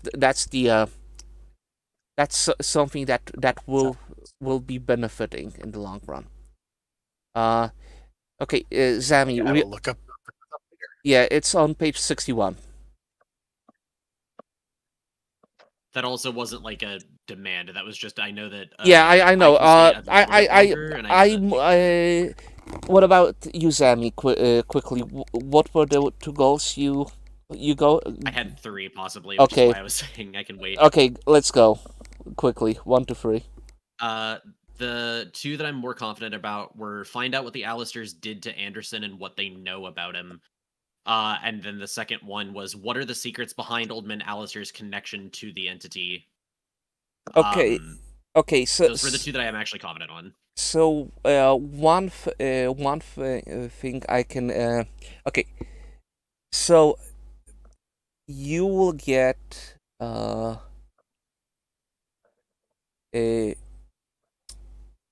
okay, you will get local knowledge of the entity as one of the gifts.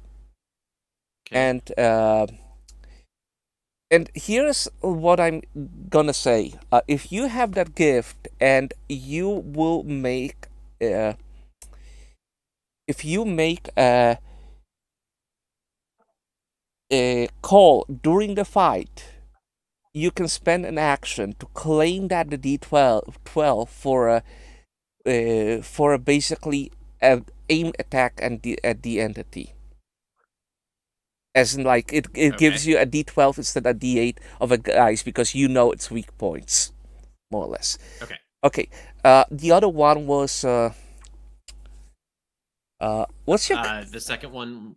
Go ahead. Sorry. Yeah. The second one was the figuring out what happened with Anderson. Okay. So I'm gonna also give you the expert questioning as sort of like Okay. because you're getting better at this this reporter job. Okay. I wrote that down. Or actually, you know what? No. I'm not gonna give you that. I'm gonna give you improved die in your reporter, not reporter, writer career. Okay. Yeah, because that's a So that's a let thing. me see. Where is that? Uh, I'll make a note of that and I'll get with you okay. a little bit later. And the last one. The last one is. Sorry, I was writing that down. The last one, I don't know if I'm getting it, and if I don't, I'm not mad about it. The last one I had was to try to find out what was the motive behind Bill's murder, and I believe that I know that now. Okay. Say. I think the reason that Bill was murdered, if we're following along with everything else, was it's actually, whether they meant to or not, in service to the entity's cause of trying to drive Anna over the edge to make her more susceptible to the entity's influence. Still not it. Keep trying. Okay. Okay. Well, no, I'm getting rid of that. I have 2 things left, and I'm not Okay. gonna figure that out. Okay. We'll talk like in the last bit. What was the motive? Or you'll find it out. We'll see. Betsy. So Bor. What other goals Betsy did accomplish? I have 2 of them marked under help out friends from the chain. Uh, gosh. I might just roll them into one because it's just the general helping out. Uh-huh. But like, I had them listed as they were looking into accidents, which is finding out about what was going on with all the outsiders being targeted. And then Uh-huh. Stan's recovery seems to be related, which is then related to finding out that the town was under protection. You didn't find out about Stan. I'll give you that. The other one, look into the thing. You know what? What is your mind at right now? Actually, D8. what about your speed? Speed is D6. Okay, you know, you've done a lot of sneaking when helping out, and I would say that D6 gets an upgrade to D8. Like, you'd certainly, Okie dokie. yeah, you'd certainly like upgrade greatly. Okay, so let's go very quickly. So +1 to everyone for just being here. Goals accomplished. Yeah. So what was what was good about this session? What did the players enjoy? We got a lot of fucking info this time. That's a lot of the pieces in Yeah. place. We got a lot done. We sure did. And I think the like it is clear what this like more clear what was happening here. Yeah. All right. Did anything happen during the game that the player didn't quite understand or they were confused about? Don't think so. Nope. Did the game host make a ruling on something that a player didn't understand? No, I think everything was Nope. clear. Okay, were any variant rules introduced into the game? Did those variant rules make things better or worse? Colleen? Oh no, Colleen's mic is shot. But I think that they were made for, they made things worse and better at the same time. Did not make things worse. All right. I just, stressed someone out Okay. What a could lot. what It was for could someone. the host and the players do to make for a better gaming experience? I don't know. Like I think like everything is so well oiled right now. Like we're like speeding towards the conclusion.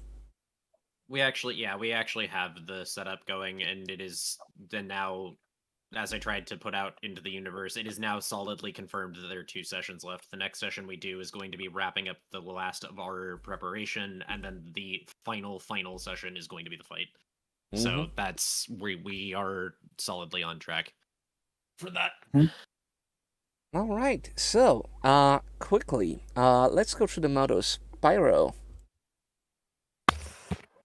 If I do nothing changes. I didn't do a whole lot in the session. I did sort of tell people what to do. I stuck with Raymond. I mean, it's still you say that, but remember one thing, like telling people what to do is still like not knowing that. The problem is that if you're passive or inactive, that's where the problem. And you did say you were gonna procure a vehicle, so you have I not. did say I was going to procure a vehicle, so I Yeah. do have to get a car. Okay. Pulling a gun on Victoria, telling her to give me her car. Bor, what about you? Find your voice. Yeah, and it's god damn it, like how the hell you're the MVP of the group, like I'm not sure. Not Actually, surprised. He's now that you the mention main it. design character in the game. yeah. Victor, what's your vector, Victor? Where there's a will, there's a way, and Darla and I always find a way. I was a living incarnation of the math meme this session. You're the bad meme, and also you're gonna prove to everyone that Sylvia exists. Like I think at this point, like the kitchen in the church is just a giant corkboard, and there's a ton of string.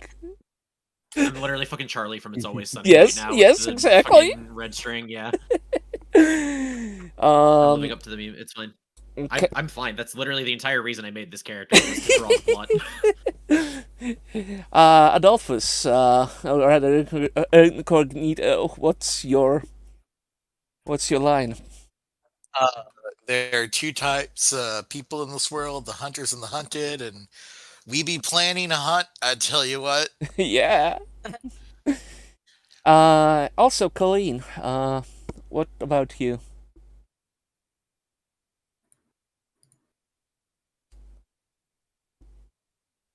Colleen? Arcane? Okay. Oh, sorry. I was looking at my cat. I guess. Oh, I was about to say. I guess you finally struck out. No, my cat. I thought he had something in his mouth, and I was about ready to tackle the. I fucker. I know. So my motto is every strike brings me closer to the next home run.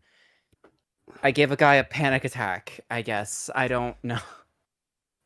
I didn't don't really get to I do don't know much. if you can still hit a home run with Thomas, but like you can keep trying. That Apparently isn't on the even first what base. Cal is trying. You're at Cal is least on just first now base, trying that's to something. apologize. Yeah. Fair Okay, enough. Okay. Well, yeah, that's a wrap, and I am so fucking happy that it's coming. There are some mysteries you have not solved, or like at least came to the wrong conclusions, but that's okay because everything else seems to be falling into place without any kind of like issues. So I'm really glad that everything is sound logic and everyone is having fun. Again, like Yeah. I didn't expect this to go for so long, but I really am happy that everyone has so much fun with this mystery. It is fun. Yeah. I'm glad that the end is in sight. Yeah. Oh boy, I am just it's gonna be like I really hope that the journey so far like because let's be honest, like the last boss by always might be like a little bit of a disappointment because like but I really hope that at least the journey was to the last boss is a fun one. Yeah. Yeah, Yeah. I'm still wondering what you're gonna do. Really fun so far. Yeah. All right. Let me do like this quick read up, and I'll talk with you a little bit after the camera stop rolling. So.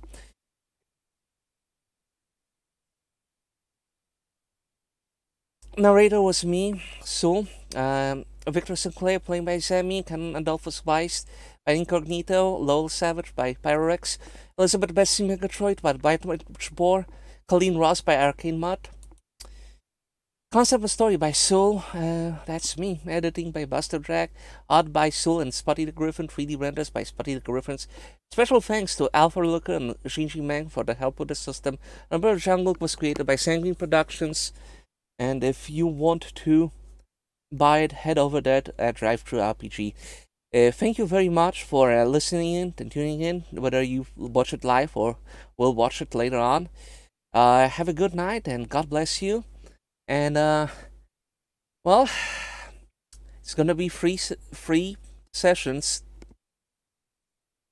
or 2 sessions because remember the epilogue, and after that. We're gonna go silent for a long time. So, I hope everyone will miss us. And I'll miss you, dear listeners.